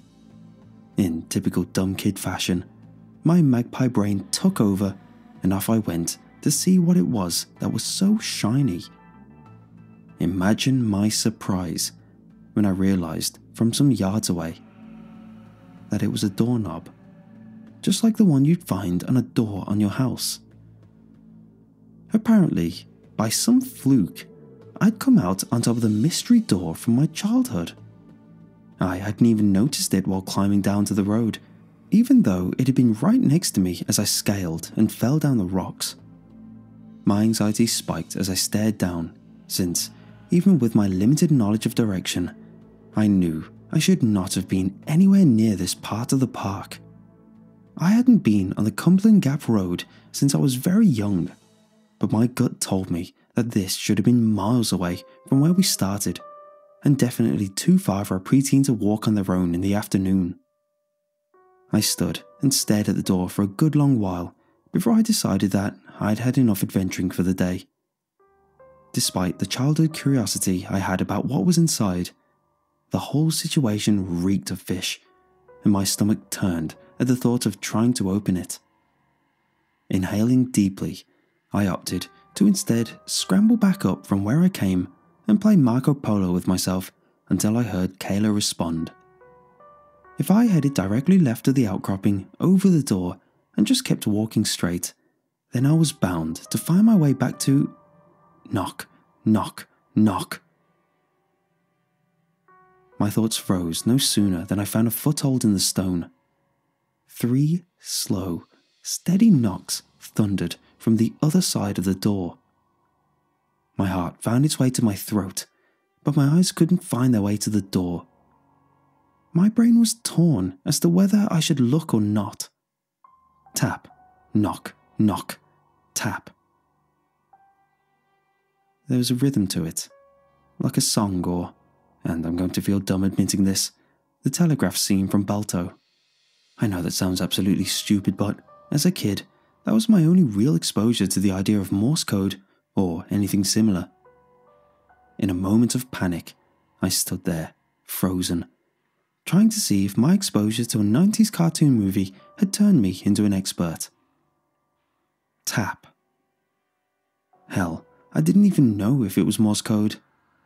The more I stood there, the more it started sounding like somebody just trying to get out of a room after they'd locked themselves inside. Knock. Tap.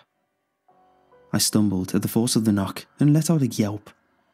Everything fell silent, even the birds in the trees. Frozen on my ass on the road in the middle of the woods, I gawked at the door. Tears began to well in my eyes. This was some scary tales to tell in the dark stuff, and I was not having it. Hello? A voice, small and familiar, warbled from the other side. Rapid tapping accompanied it, like dog claws skittering across the linoleum floor. Standing up and brushing my butt off, I started trying to clamber up the rocks again. Hello? Erin? The voice knew my name, and it hit me like a ton of bricks that the reason it sounded familiar is that it sounded like Kayla. The cadence was all wrong though, like listening to a parrot talk. The door, or whatever was on the other side of it, mastered the sound, but not the method. Erin, where did you go? You went so far, I looked for you. Foothold found, I hoisted myself up, using tree roots and rocks and anything that'd support my weight. A part of me was hurt to leave Kayla behind, but I couldn't get over the weird rhythm of its speech. Besides, there was no way that she could have gotten ahead of me, right? There's no way she'd even come out into the woods, right? She was scared of the actual trail, let alone the wilderness beyond it. Erin, you left. You went so far in. Erin, where did you go? Erin, I'm scared. It's dark. Erin? Erin? I hit the top of the incline and pulled myself up, panting and dirty with sore palms and mud in my mouth. Every muscle in my body trembled from a mixture of exhaustion and fear, and I lingered a bit too long, overlooking the door. It took me a moment to realize the door had stopped talking, and it took me an even longer moment to realize the tapping had stopped. However, it took me no time at all to realize that the sound of creaking hinges was probably a bad sign. Erin, are you there? Erin? The voice was clearer now, and when I squinted down onto the dark road, I saw the vaguest hint of a silhouette slinking out of a crack in the door. It was humanoid, I guess, but not human. There were too many odd angles and thin extremities to count it as human. Granted, I also didn't take too much time to try figure out what it was, since I'd seen enough horror movies to know that the ones who gawk the longest die first. I did catch a glimpse of it whipping around to look at me, oversized puppy dog eyes watching as I vanished into the woods, first quietly, and then with increasing volume as I heard it scampering after me. Shrieking like a banshee, I ripped through the underbrush and screamed Kayla's name at the top of my lungs. I waited for her to yell back to me, but I only heard a voice coming from behind me, desperate and broken. Erin, it's dark. I'm scared. It's dark, Erin. Erin, you went too far. I can't see you. Want to go home, Erin? My lungs burned as I pushed myself uphill, faster and harder than a kid should ever have to go. My heart thumped against my eardrums, and my legs felt like jelly underneath me.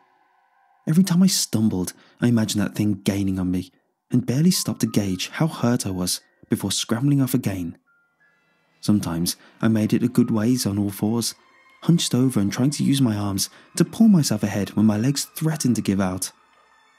And the whole time, the chorus of Erin, Erin chimed behind me, beside me, above me. I just kept screaming out for Kayla, hoping that she'd hear my panic and answer me back.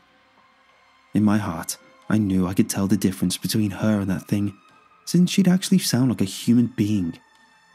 At first, that's what I told myself, as I recklessly tore my way ahead. As I crested the hill, I found myself going downhill again, and I let gravity carry me the rest of the way. The voice behind me became more distant the faster I moved, quieter and quieter, as if fading from existence itself, and I thought I would too, when my feet finally went completely numb and I fell, hard, over a tree root.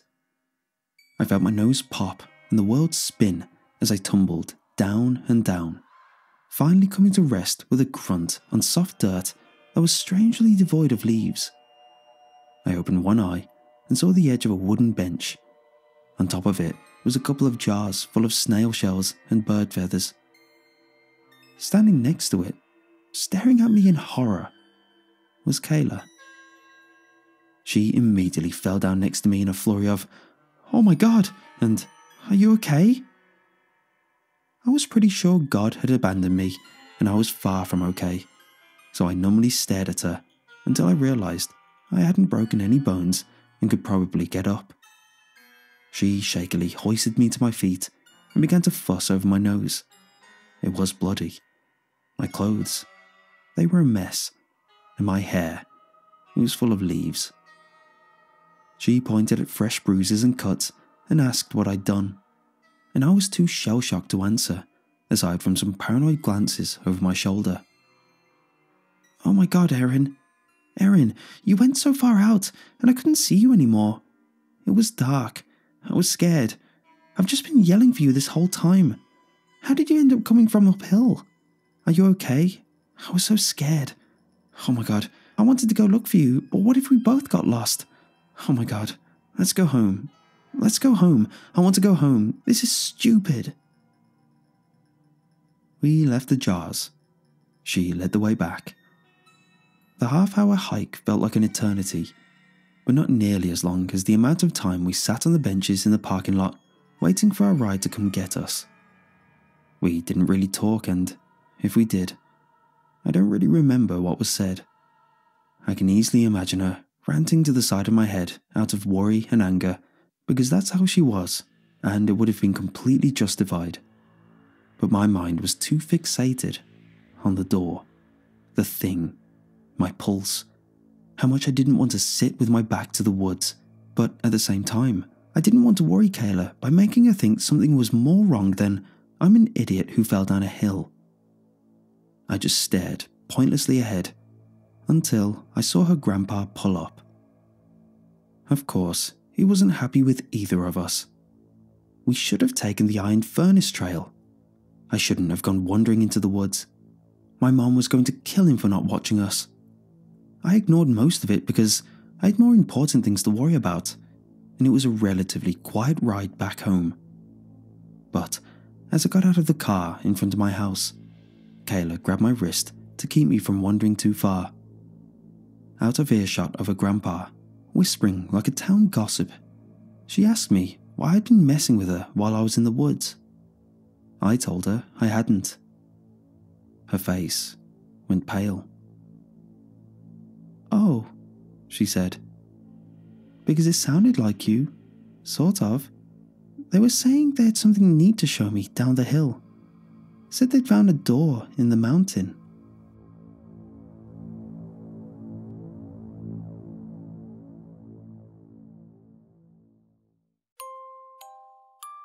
Sticks and stones may break my bones if these words deign to haunt me. That twisted little rhyme has lurked in this town for as long as anyone can remember. Most say it's just the twisted ramblings of a previous generation of small-town folk with poor memory, warping the words of Kingford or Redford. But the old-timers, those gnarled old geezers and hags that sit on their porch rockers waiting for death, swear on God that those are the real words. The original verses stolen from the lore of this sleepy, antique town. The children on the battered playground equipment outside the dilapidated schoolhouse gleefully shout the words as they run through their games, just as their parents did, just as their grandparents did before, just as I did barely more than a decade ago. Averyville is an old and forgotten place, originally founded in 1826, and on the decline ever since as the thick forests around it were drained of their bounties and the hills mined dry of silver and oil. The ragged town is far past the point where such a place can be called quaint. More apt descriptors, such as rundown and depressing, are more often used.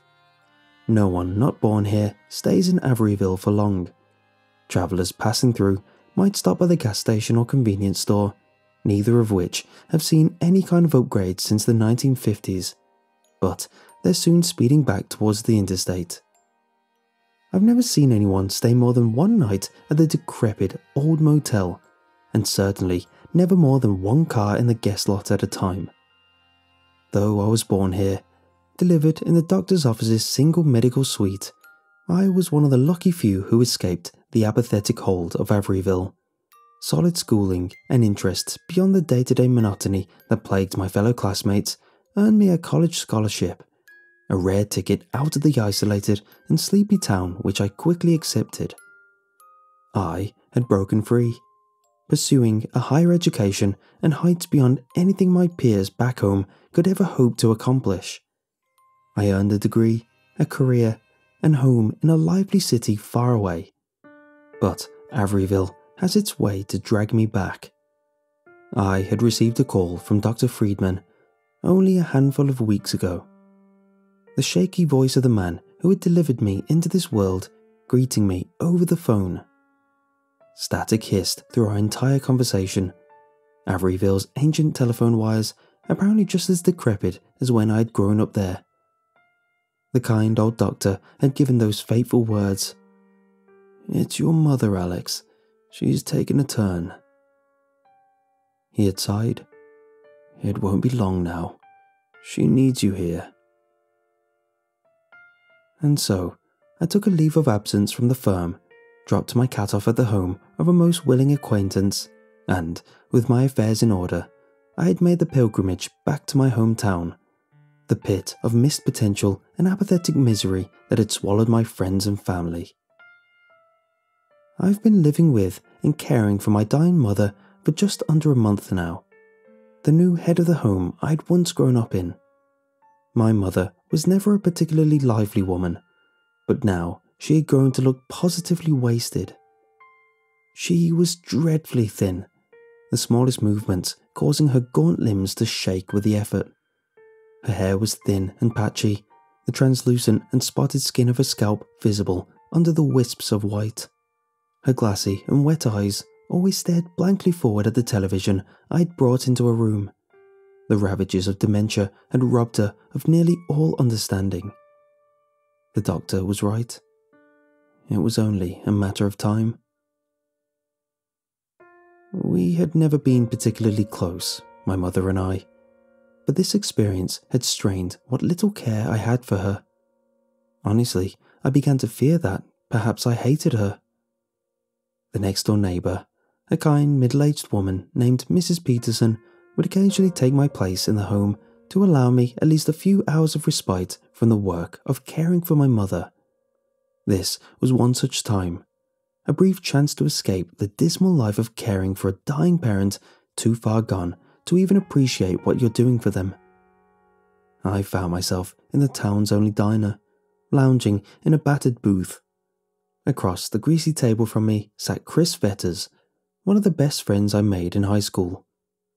Unlike me, he had never been able to escape this place. When I had called him up from my mother's house, he was ecstatic to hear I was back in town. We had met at the diner a couple times over the month I had been here. I stared in dull amazement as he ate, finishing his burger in barely 3 bites. Jesus, you know I've been watching you eat since we were 13, and I still can't believe you haven't choked to death on a chicken bone or something. Chris snorted through a mouthful of fries. Hey man, gonna take a lot more than a burger to take me down. I let out a derisive chuckle. I mean, you say that, but how many heart attacks is your old man on now? 6? Chris swallowed his food before laughing, pointing a ketchup-splotched finger my way. Whoa, Stixenstones, man, Stixenstones. Memories washed back over me. It was the first time I'd been reminded of the old playground rhyme since I'd left town all those years ago, probably longer. The cold and distant dread I had felt as a child hearing those words tingled somewhere deep in my gut. Chris noticed the twitch of dark expression as it flashed across my face. Oh, damn, that's right. You never did like that old rhyme. I don't know. It's not that I don't like it. I just never quite understood it. Seemed like the old-timers superstitious crap to me. Chris leaned back in the cracked red leather of the booth. Fair enough, but those golden oldies certainly cling to it. I don't know anyone in town who wasn't taught the rhyme by their grandparents. He paused mid-thought to take a swig of flat Coke from his glass. And, I mean, you can't forget about Janny and what they say happened to her. I felt my face flush with a spark of angry annoyance. Janny Moore. It was senior year, man. Why the hell do all you people still talk about Janny like that? I leaned into my words. Have you ever met her piece of crap dad, her deadbeat mom? Janny ran and got the hell out of this town, just like me. Chris's mood visibly darkened. Look, Alex, think what you want, but most everyone around here knows the story. And what the hell do you mean, you people? You were born here too, you know. I sighed. Hey, you're right, I'm sorry. I have no right to be an ass. Taking care of Mom has just been crushing, you know. I swear she's killing me just as much as the sickness is killing her. Chris tilted his head and gave a sympathetic half smile. He had always been understanding. It just always rubbed me the wrong way when people talked about Janny like that. That something came for her. She bailed, man. Ran for a better life, you know. I hear ya. The people in this town are so convinced, though. Always talking about the old stories. People I've always trusted, too. Not just the senile nutcases. I mean, damn. Sheriff Dougal, Principal Green, and Mrs. Hayden all say they saw what came for Janny that night. and I don't think the three of them have ever told a lie in their lives. I frowned again, upset that my burger was cooling into the congealed ball of grease as the conversation took this dark turn. Whatever, man, not convincing. The whole town was in a panic after Johnny disappeared. Group hysteria does crazy things to people's brains. Mrs. Hayden didn't step forward with a story until the sheriff's report was published. She probably just convinced herself she had seen something that night. And the old-timers have been shoving stories down our throats since we were born. Of course our heads start to manufacture stuff like this. I get where you're coming from. I really do, Chris retorted. But every old story is rooted in something true. He shrugged and finished off his Coke, almost choking as the ice jammed at the bottom of his glass slid free. I laughed, shaking my head. You really believe that? You really think that words can choose to be haunted? That Janny chewed out her dirtbag parents and something heard her, came for her? BS, man. That's fairy tale crap. Stories to keep kids from back-talking their parents. Hey, I just know what people say, Chris quietly responded, eyeing my untouched burger. Without a word, I pushed the plate across to him. God, you're the best, he said with a grin. Sticks and stones will find you home, not trees or seas will hide you. It had been 6 grueling days since the meal at the diner. 6 days of brutal work alone in my childhood home. The last 6 days of my mother's life. When the big drop came, it came fast. She couldn't eat, couldn't drink. I had to spoon what little thin soup I could into a drooling, slack-jawed mouth. The smell was awful, though I bathed her every single day, hoisting her tiny and decrepit form into the shallow tub where there was a constant stench of sickness and bodily waste. It was as if the pall of death was oozing from her pores. The reek of her sickness clung to everything, no matter how much I cleaned. Her mind had left her as well. The woman I cared for in the house those final days was no longer my mother. As dementia and fever boiled in her head, she grew cruel, like a cornered animal, too weak to strike out. She spent what little energy she had slurring vicious insults in my direction, her bloodshot eyes tinged with cold malice. Don't you touch me, you cretin. Get your father, he has a belt. Why were you born, useless child? Who are you? Tell me who you are, you stupid piece of... God damn you to hell. For 6 days, I endured such abuse. My mother and I had never been particularly close. Her cold and distant demeanour ensured I hadn't become particularly attached, but her words cut deep anyway. More than once, I had to lurch from her bedside to slump in the hallway, unable to hold back the tears any longer. On the 6th and final day, my mother truly unleashed her animal hate. You're killing me, you little... God, you always were an evil little ass. The tears came too fast to leave the room today. She continued to spit her rancid words as the air around us grew thick with the smell of death. I should have smothered you in the crib. Never wanted you anyway.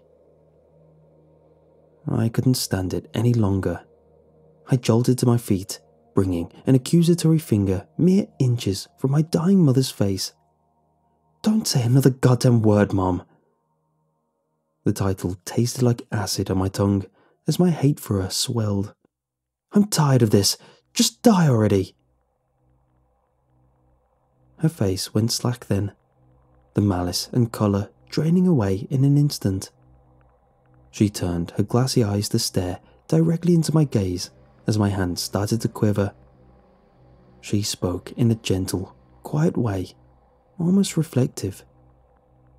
I said what I said. You said what you said. Sticks and stones may break my bones if these words deign to haunt me. And then she fell silent, eyes blank and unseeing. She slumped down into the bed, her tiny and disease-ravaged frame like a broken doll or puppet with its strings cut. Her throat rattled one final, weak exhalation.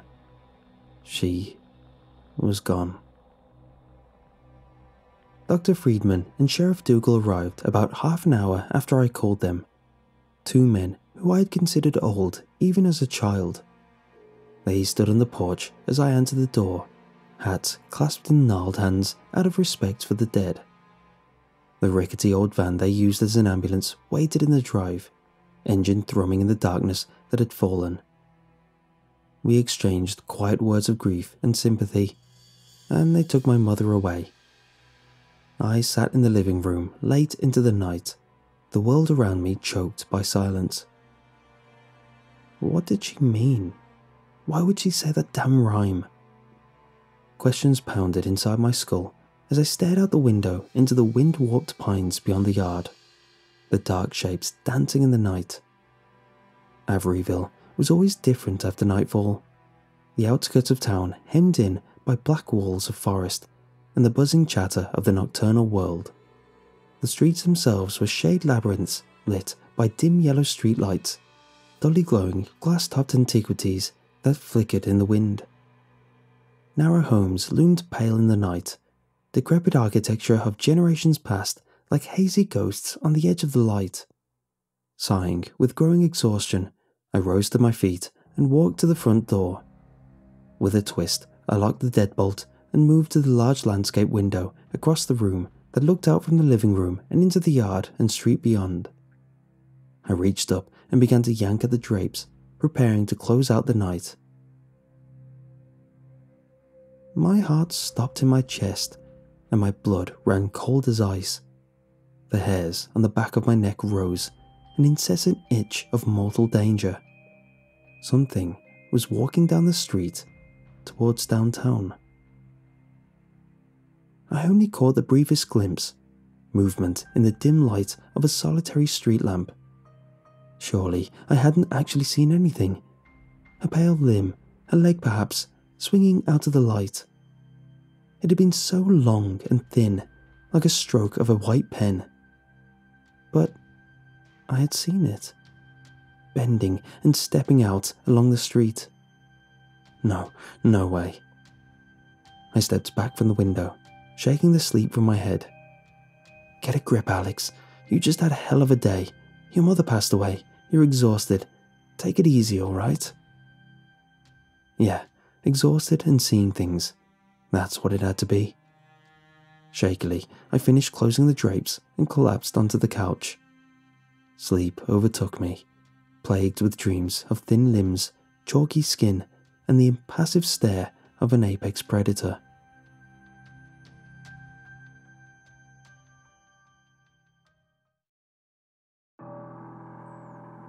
Sticks and stones will take a prize. No hurried flight can save you.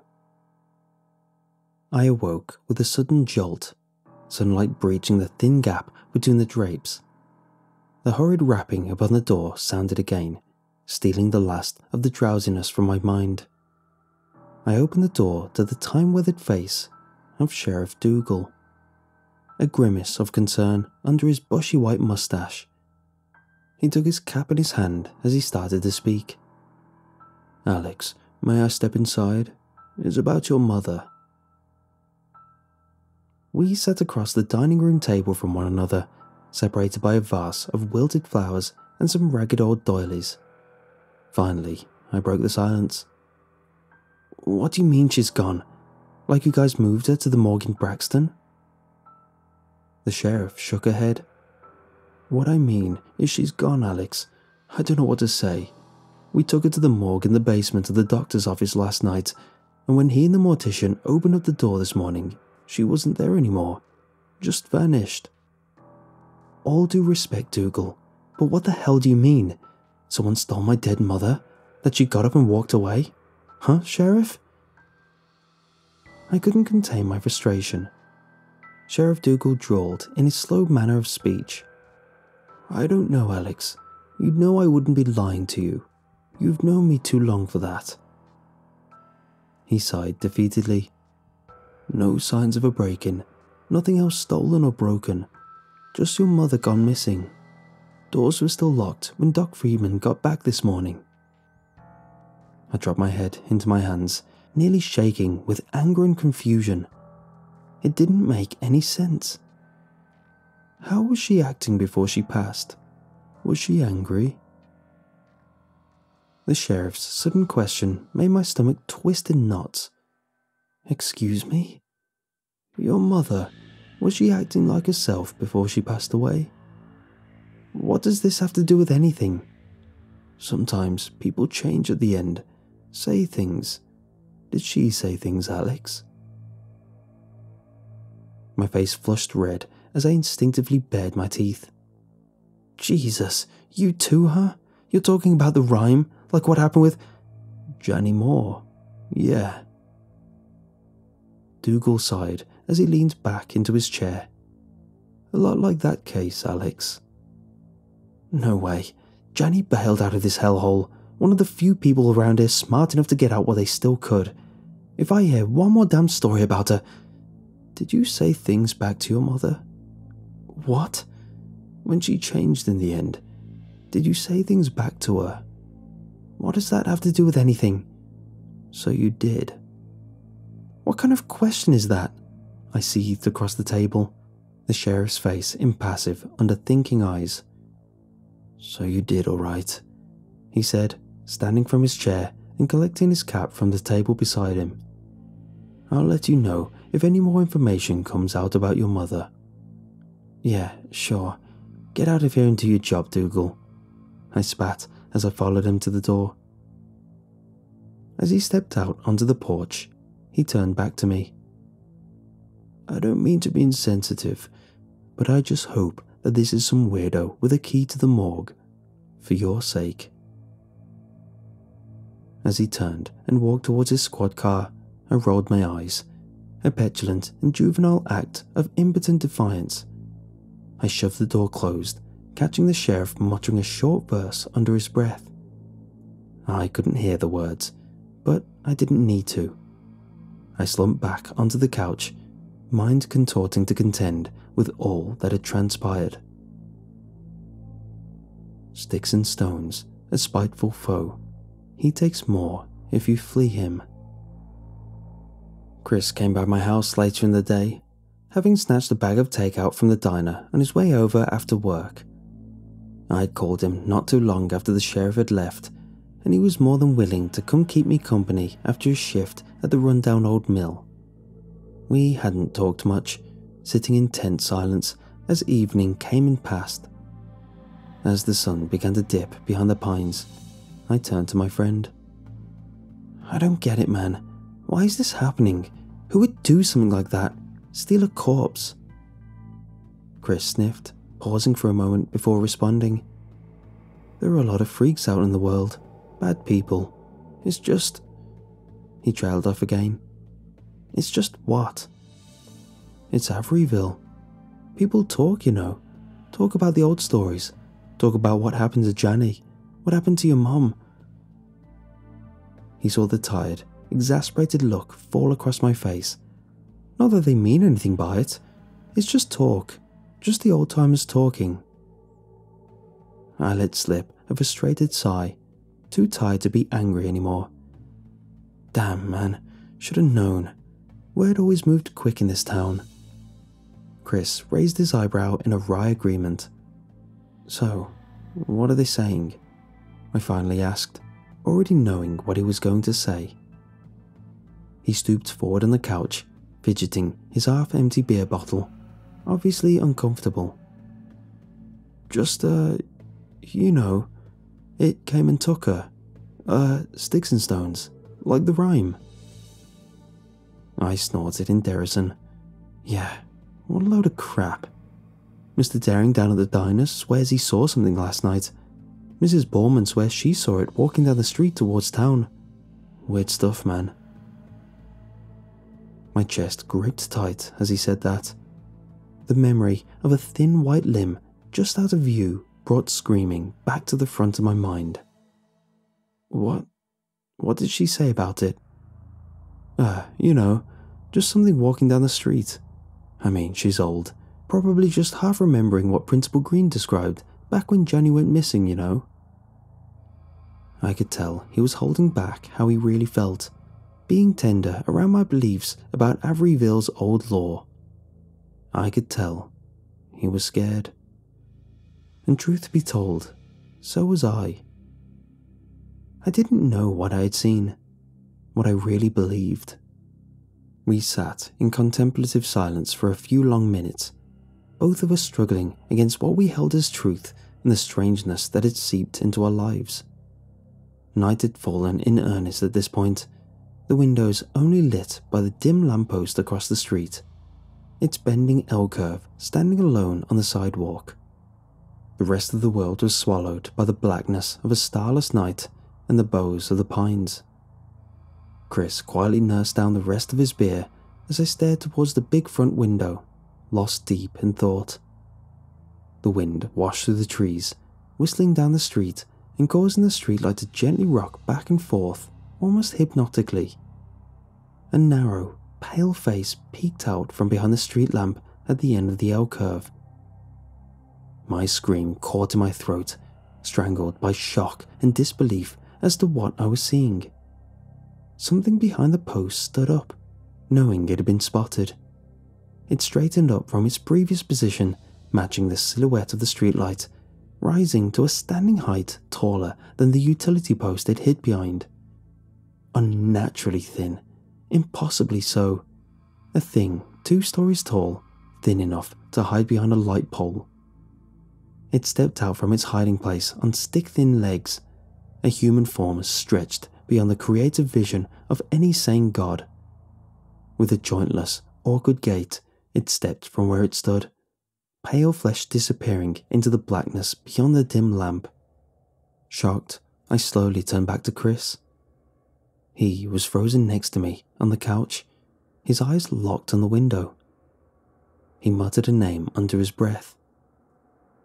A dull, groaning creak pressed in from somewhere in the old house, attesting pressure on an external wall. Chris and I jolted upward, catching each other's terrified glances. The slow creaking sounded again, from somewhere else outside the building.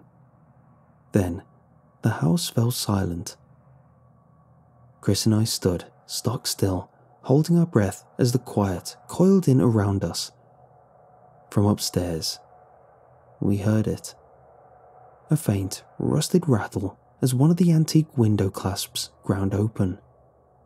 "We gotta go, man," Chris hissed, barely moving as he listened to the quiet clamoring above us.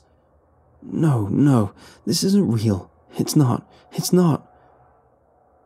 I snatched up an empty beer bottle from the table in front of me. Screw this. I took off towards the staircase, brandishing my chosen weapon, dashing up the stairs 3 at a time. I heard Chris's shouted protest, but I had already made up my mind. I skidded to a halt at the top of the stairs, eyes straining against the darkness of the hallway that stretched beyond me. Ahead to my right was the door to my childhood bedroom, shut tight. To my left, the narrow alcove that held the home's tiny washer and dryer. And straight ahead, the open door to my parents' room. The room in which my mother had died. The door to that room sat open. Beyond the frame, I could see the window, open and with the white curtains on either side of it billowing in the wind like manic spectres. Beyond the whistle of wind, the hall was silent as death. I held the bottle above my head, preparing to smash it over the head of anything I encountered. I crept slowly forward, eyes locked on the open doorway before me. My bare feet caused the old house's floorboards to creak with gnawed protest as I made my way, silently cursing the groaning noise. After an agonizingly slow advance, I reached the doorway, steadying myself on the frame with my free hand. Every step I took felt as if it would be my last, as if whatever I'd seen outside would lash out from the darkness to strike me down. God, was it even real? It had been so quick, so ethereal. Group hysteria, right? Chris and I were just seeing things. I couldn't tell anymore. The wind gusted, sending the curtains billowing towards me in waves of undulating fabric and shocking me from my thoughts. Heart racing and eyes wide, I slowly realized there was nothing in the room. No ghosts, no ghouls, no nothing from an old schoolyard rhyme. Sighing with relief, I turned back to face the hall in time to see Chris cresting the stairs, joining me on the second floor. He spoke as he made his way towards me. "Damn, man, is there anything back there?" His voice was shaky, with barely concealed terror. "No, nothing," I replied as he continued down the hall. "Nothing at all." "Damn, man, damn. Can we just get out of here? It doesn't feel right. Feels like the night Johnny disappeared. It feels like..." He never got to finish his sentence. With jerking movements, fast and silent as spasming flesh, something emerged from the partially ajar hatch on the dryer. It unfurled narrow, lashing limbs and its pale, gaunt body from within the tiny space, looping outward jointlessly like a filling hose or spilled innards. A leg emerged, then a shoulder, an arm, a hand, its white, worm-like meat spilling out into the hall. It was so very thin, absurdly so, yet so tall that as it emerged from its hiding place, its wiry form filled the hall like scrawling lines. So tall, my mind arched with the task of comprehending how it had contorted itself into such a tiny opening. Only the limbs of the thing gave any indication that this twisted mass of unfolding something was in any way humanoid. Arms and legs alike ended in hands bearing fingers as long as my legs that spasmed and twitched like the limbs of a fly trap in a web. Its head emerged, turning to face me with a blank, predatory stare. Its mouth was a wide, lipless slit held tightly shut. Its eyes were black, glassy orbs, wide set in its wormy visage, wet with mucus and rolling in its skull. It opened its mouth as it saw me, revealing a yawning black maw surrounded by blackened gums, from which jutted jagged nub-like teeth. The thing lurched out into the hallway, faster than either of us could have imagined such a thing could ever move, unfurling and unfolding into a mess of bent limbs and white flesh between Chris and I. I let out a shocked scream, terror and adrenaline overtaking all rational thought. Chris stood stock still and gagging on his breath, shocked into inaction. Instinct overtook me, and I turned towards the room behind me, dashing for the open window. I heard the thing slithering one of its bizarre limbs snaking towards me, pale meat creaking and stretching out to take me into its clutches.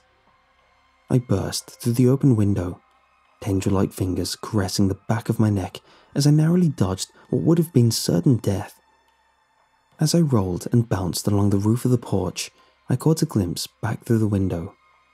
As the thing turned away from me as I escaped it, and it fixed its stare back down the hall, towards Chris. One last hard bounce and I was plummeting over the edge, my weight crashing into the rusted gutter and tearing it free. I hit the ground heavily, landing hard on my back and ripping the air from my lungs. Just as blackness overtook me, I heard Chris start to scream. I was only out for a few minutes at most, drifting from traumatic unconsciousness to dizzy awareness as my body urged itself back into action. As I came to, I found myself where I had fallen, lying on my back among the grass of the front yard. I watched through hazy eyes, blurred by tears and pain, as the thing walked past me towards the street. It towered above me, lurching forward on thin limbs. As it passed, it looked down at me with its passive, staring face in little more than a disinterested glance. Then, I saw its stomach. No longer narrow and pale like the rest of its body, but instead distended and deep red like an overfed tick. From within came an awful, slow grinding noise like the shifting of wet gravel in a slow-motion blender. The sound of what could have only been shredding flesh and splintering bone. Occasionally, a shape would press weakly out against the translucent crimson skin, the desperate, broken limbs and contorted face of my dying friend as the thing's innards took him apart. The thing stepped beyond me, long legs like pale cable carrying its stride far out into the dimly lit street. Stixenstones looked away from me as it went, disappearing into the darkness beyond the streetlight. As the dead weight of silence pressed in all around me, oppressive on my aching and fallen body, I succumbed once again to the blackness.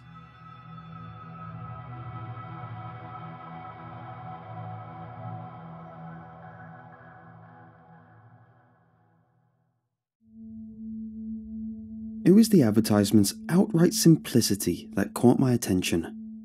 Revolutionize science, earn $5,000, call us now. I wish I could say I didn't know why I called them. I wish I could say it was some act of God or deception that drove me into their waiting arms. But that would be a lie. The truth is, I called them because I needed the money. Because I had gotten laid off at the publishing company I worked at and I was having trouble finding steady work. Because I was months behind on rent and facing my second eviction notice. Because I didn't want to be a failure. I called them for selfish reasons. Who are they? I'm not exactly sure. In retrospect, their obvious obfuscation of their identity should have been a red flag to me. But at the same time, their request seemed too interesting, their reward too vital, for me to risk losing the chance to help them. My best guess is that they're a group of private researchers that are funded by some super corporation. They must be, otherwise there was no way they could have been able to pay for the machine. They showed me the machine the first time I met with them. I was kept in a cavernous room in the basement of a 5-story office building. It was a work in progress at the time. They were still connecting pipes and soldering wires. But even in an unfinished state, it looked truly magnificent. Have you ever heard of a sensory deprivation chamber? I had. In fact, I had actually been inside one before, when I was in college. Back then, I was on a real hippy-dippy spiritual journey. You know, meditating a lot, experimenting with psychedelic drugs, primarily magic mushrooms. At some point along that journey, I felt motivated to spend an hour of my life and $60 of my student loans inside a sensory deprivation chamber at the local spa. Your standard sensory deprivation chamber is a large metal tank filled with about a foot of salt water. You step in and float in the water. Then someone, a spa attendant in my case, closes off the tank so it's completely dark. With your vision obscured and your body suspended in the water, it's supposed to feel like you no longer have your two primary senses. Depending on who you ask, this is supposed to be relaxing, enhancing your creative process, allow you to reach higher consciousnesses, hallucinate, or maybe gain magic powers. My experience with the chamber in college was fairly lackluster. I remember that the water was too frigid and the salt made my skin itch. It was difficult to concentrate on meditating or channeling my inner chakra or whatever the spa had promised. Truthfully, I did always wonder what it would have been like to get in one of those things while tripping on some magic mushrooms. But I never had the opportunity. This sensory deprivation chamber didn't look anything like the one I used in college. This chamber looked like a vivisected suit of medieval armor strewn across a large metal table. Thousands of tubes and wires connected to the metal body, which was about 3 times larger than my own body. The head, or helmet of the chamber, was colossal and round, with big brass pipes running out of its crown into the tiled floor beneath it. On the walls surrounding the chamber were 50 or 60 computer screens, 20 or so server boxes, and various iterations of medical equipment that I couldn't name if I tried. It dawns on me now that the utility bills and computers alone for the machines must have been many tens of times higher than the measly $5,000 they offered me, not to mention the salaries of the dozens of lab coat-clad scientists manning those computer screens. Again, perhaps this should have raised alarm bells, but I ignored it with the focused ignorance of a man who was on the brink of homelessness. The man who showed me the machine told me his name was Dr. Manason. He was a wrinkled, balding man with a clean shave and focused eyes of blue. When I saw him, he was always clad in blue scrubs and a clean white lab coat. Dr. Manason was the primary liaison for my involvement on the project. He explained the machine's purpose, brought me the necessary waivers, and answered all my questions. Questions like, "So, what exactly am I meant to do?" "We want you to remain in our sensory deprivation chamber for 3 days." I'm sure my expression betrayed my sense of shock. 3 days? Will that kill me? You probably would still be alive after 3 days in pure isolation, though you would likely be gravely ill and suffering from immense dehydration. Regardless, the machine will hydrate feed and otherwise sustain you during the experiments, so there is no risk of bodily harm. Dr. Manason went on to explain how the machine worked. In your standard deprivation chamber, the occupant is deprived of their sense of sight, feeling, and to a lesser extent, hearing. This deprivation, this process of shutting the outside world out from the occupant's mind, decreases the burden on their brain. Thus, the occupant's mind is free to wander more freely, free to think more creatively, to undergo a deeper state of thinking, to meditate, and so on. But there is a problem with standard sensory deprivation chambers. Although the brain is freed from most external stimuli, the visual and auditory, the brain will continue to be burdened by internal stimuli. That is to say, the brain is still very aware of its own carrier, the human body. The brain will still react to the hunger and thirst of the vessel that carries it.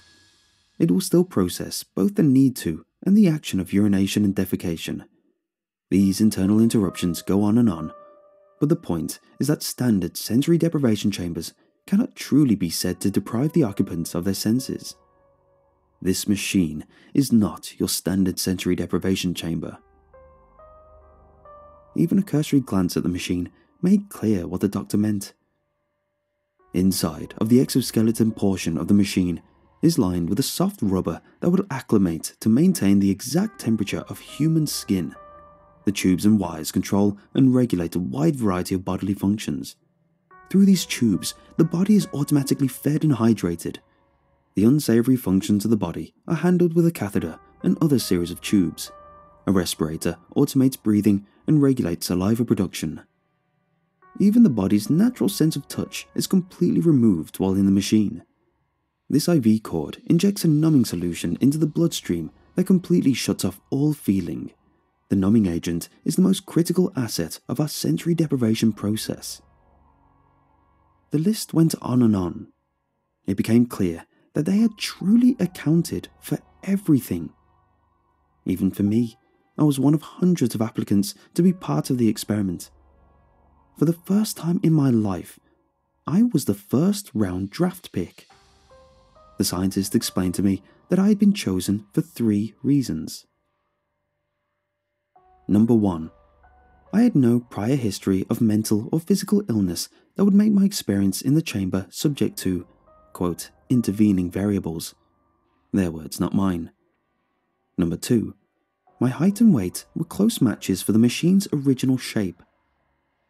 Although the legs will have to be lengthened ever so slightly, you are by far the closest match to our initial design, they told me. And number 3, the most critical. There was nothing happening outside of that chamber that would lead to an early termination of the experiment.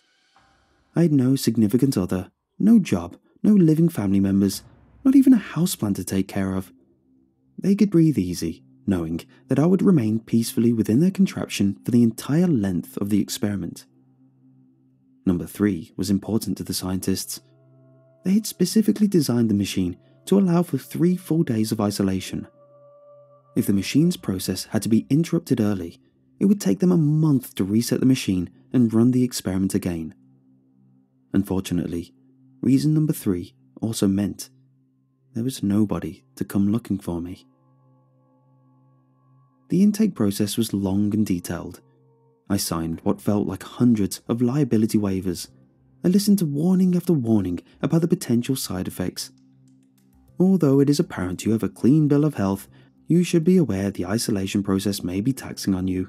Our preliminary research suggests that dissociation, audio and visual hallucinations, depression, time dilation, anxiety, suicidal thoughts, and other neuroses are potential effects. However, we believe such effects to be unlikely. They had given me several weeks to prepare for the experiment. My only requirement during that time was that I didn't substantially change my body weight or somehow develop bipolar disorder. Somehow, I managed. I spent those few weeks living normally, watching movies, applying for jobs, getting rejected for those jobs, and reading a few books. When the day came, I was nervous, despite Dr. Manason's efforts to prepare me. The process will come in stages. At first, you may endure a mild state of stress. We anticipate that soon after, you will drift into a moderate state of euphoria for the remainder of the process. You will be signaled a few minutes before the experiment is over by a short audio cue.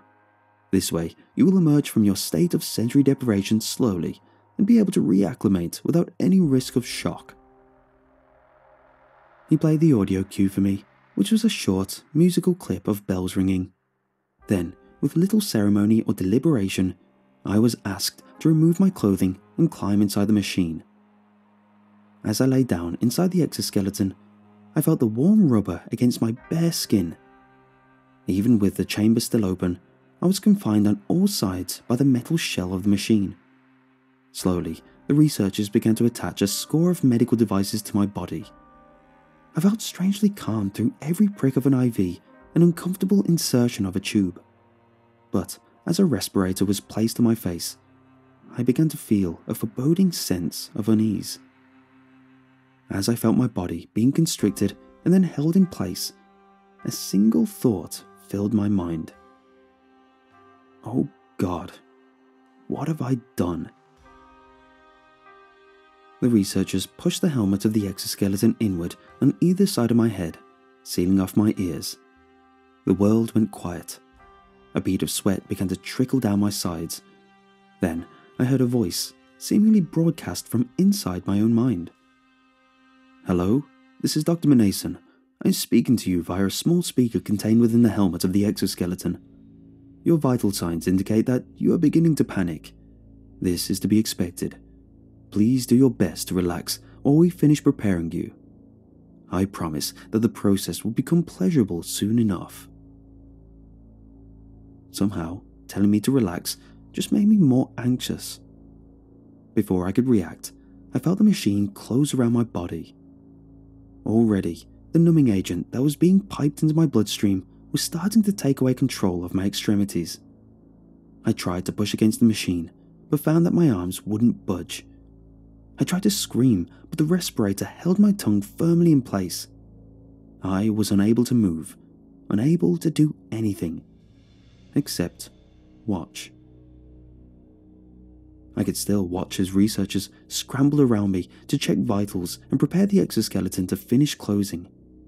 I could still watch as a giant analog timer appeared on the TV screen above me and began to broadcast a time.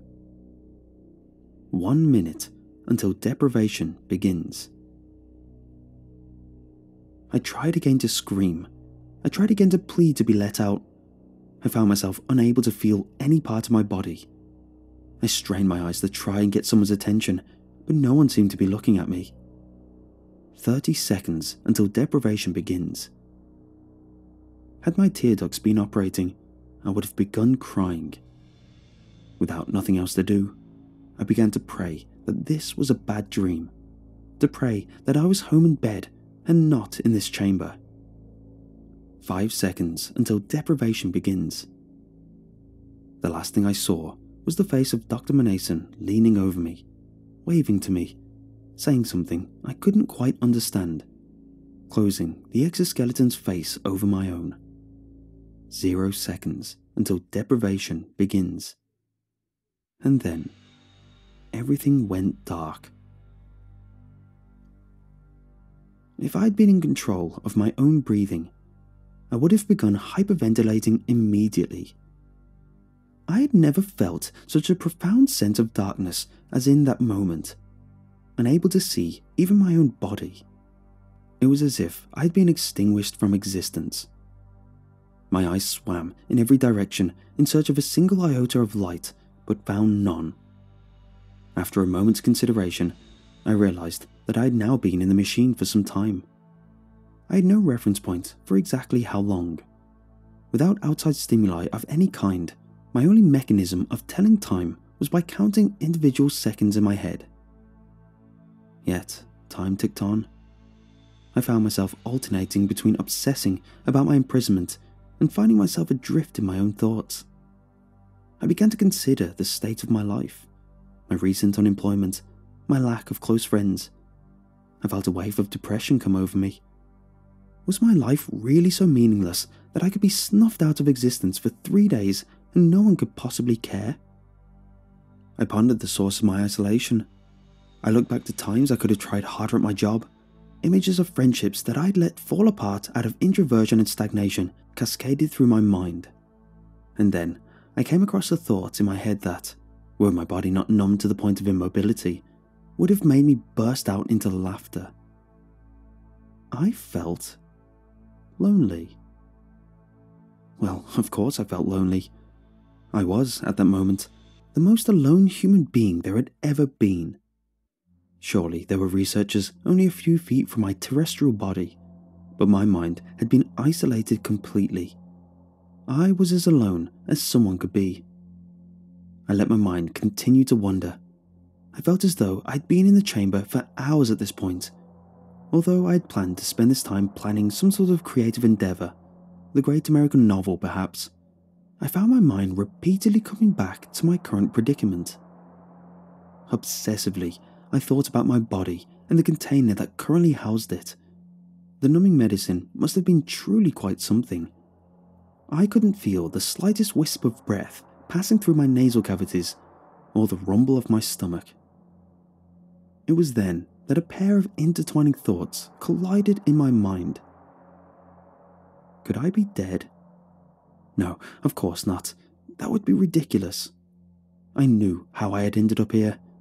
I knew that I'd signed up to engage in an experiment that would put me in this exact predicament.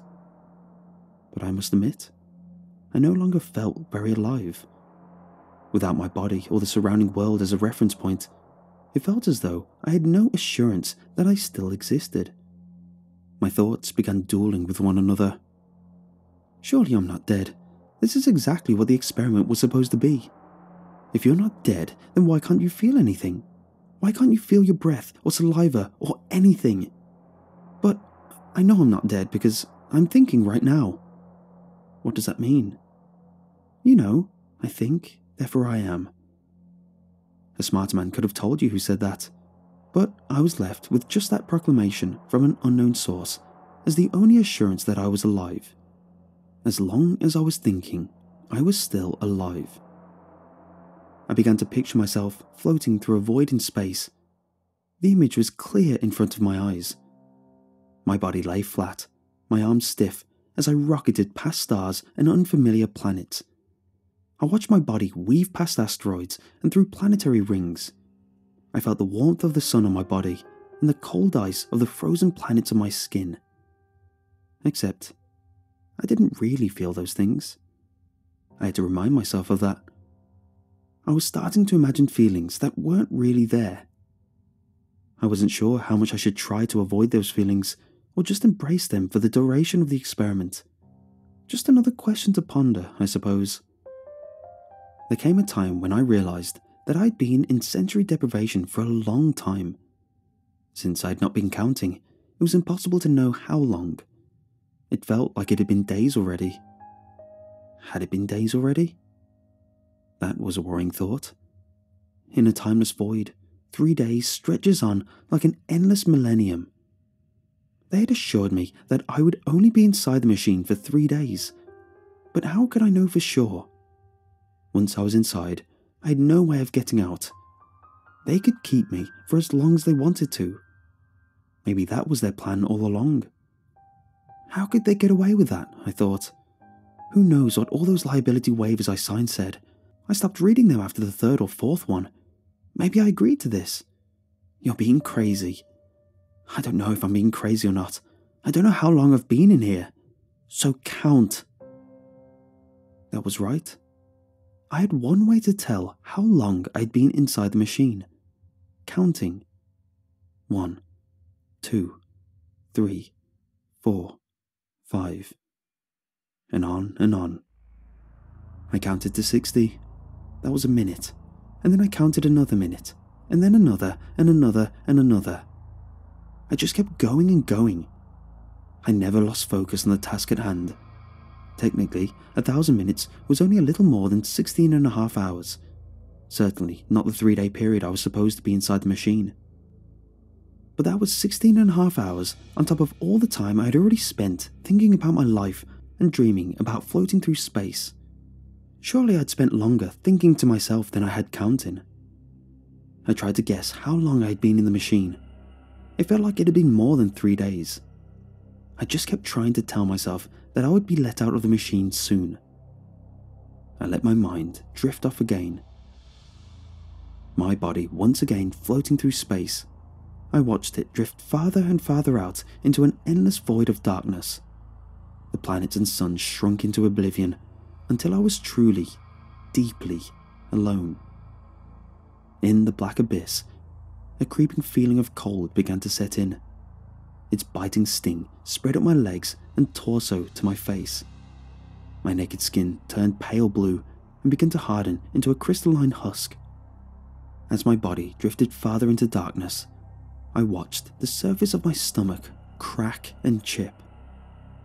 Slowly, chunks of my body began to break off and float into the darkness. With each expelled scrap of flesh, a new wave of pain cascaded through my body. I found myself trying to grab onto my frozen body and put it back together, but my arms and legs were so cold that I could not budge.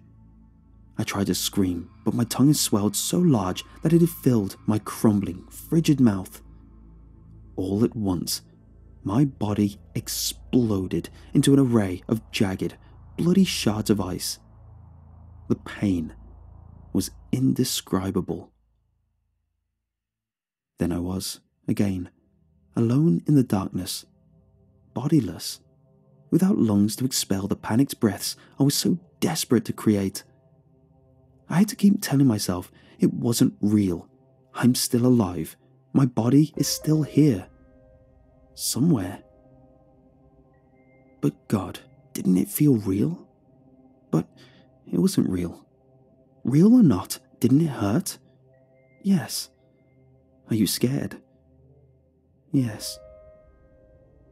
Wait. Do you hear that? I listened through ears that were 1,000,000 miles away. A voice, not my own, burst into my head. Its bristly accent was familiar. Hello? This is Dr. Manason. I'm contacting you again via the small speakers contained within the helmet of the exoskeleton. I am proud to announce that you have successfully completed 3 days within the machine. I felt my alarm melt quickly into relief. I tried to smile, to no avail.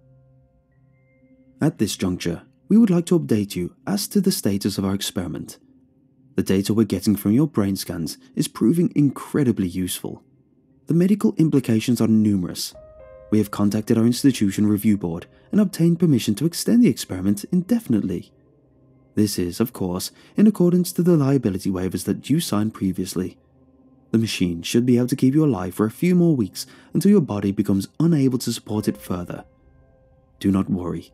$5,000 nonetheless will be credited to your account. Thank you for your contribution.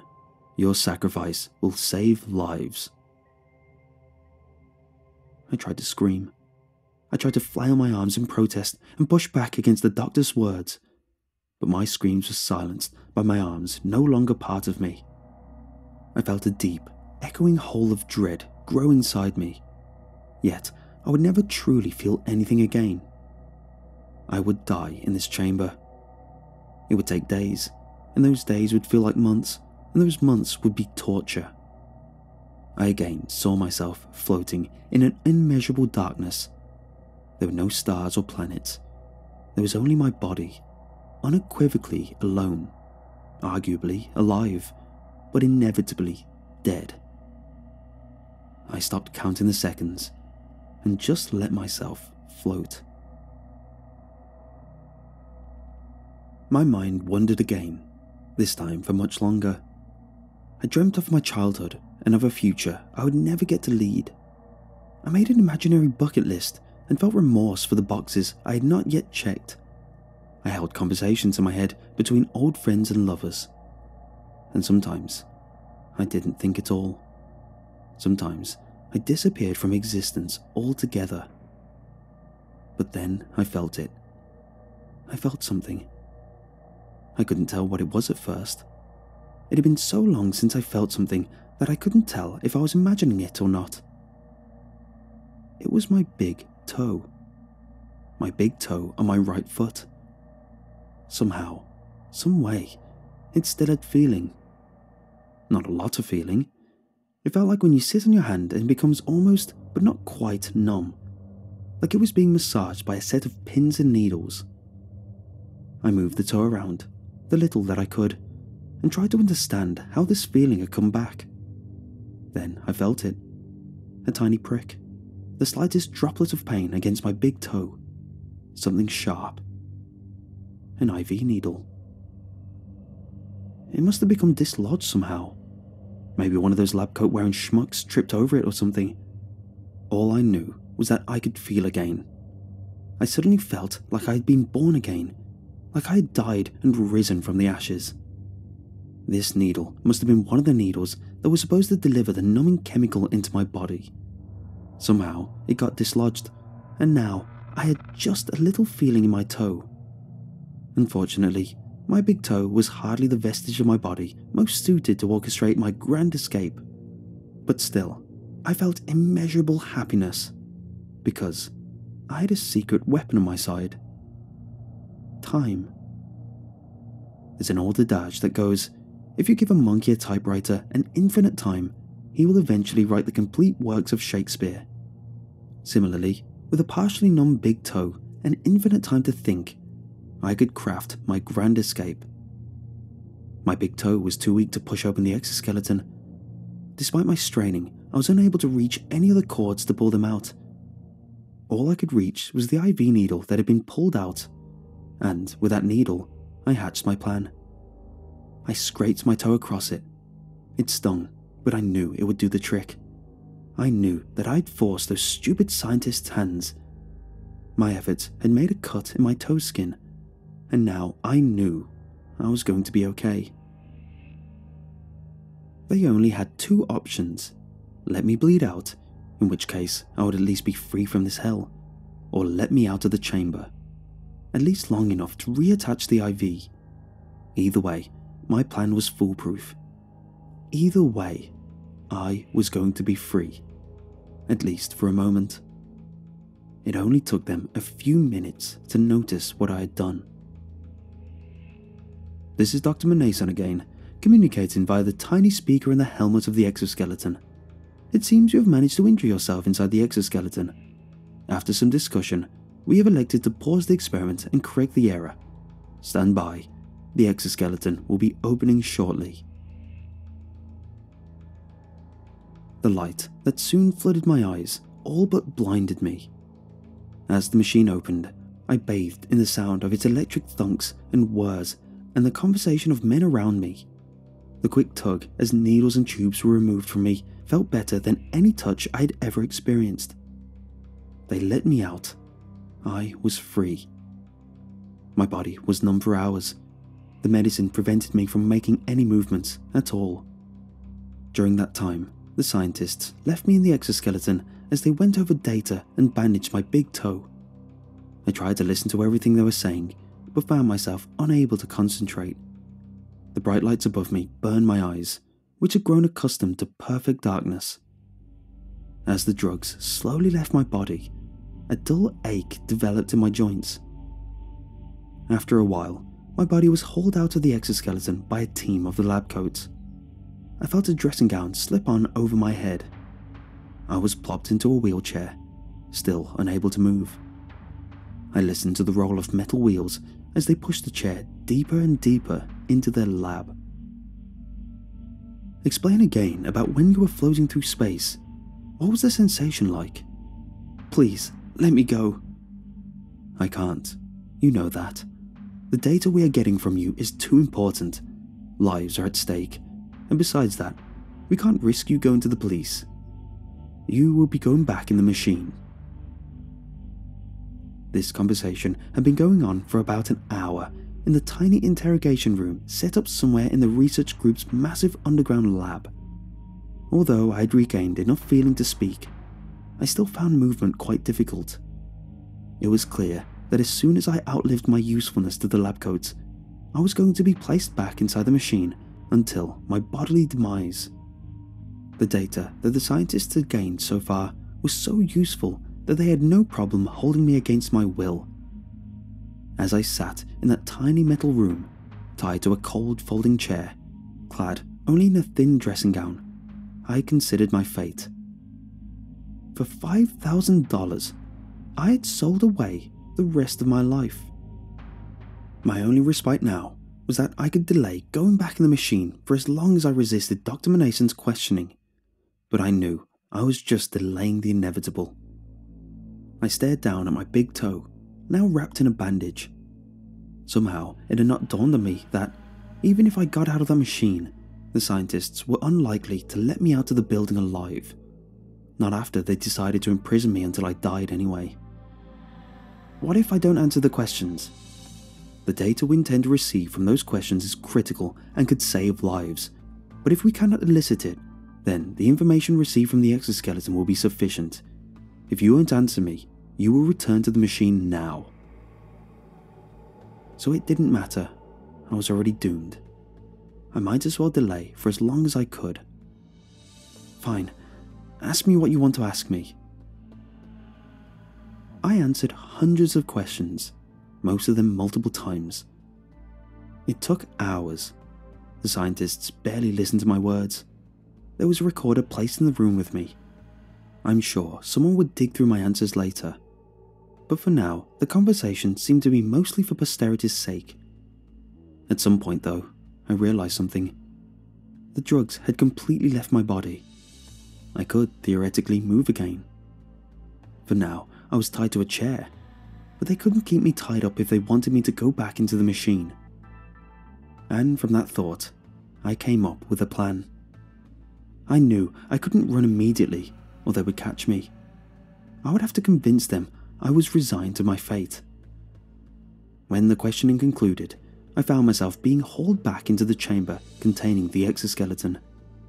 Perhaps assuming that I would flee otherwise, the scientists kept me tied up during transit. But the ties came off when it was time to put me in the machine. They stripped me of my nightgown and lifted me inside the chamber.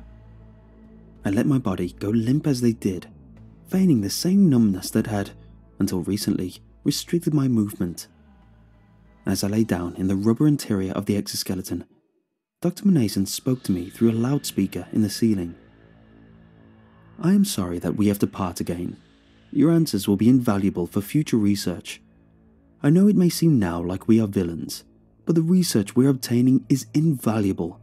It will save lives someday. You are doing a valuable service to the world. As his speech ended, his researchers again approached to fill my body with needles and tubes. I was eager to make my escape, but I held tight. They would have to believe I was unable to move. I felt pinpricks in my right arm. I was already being loaded with a numbing agent.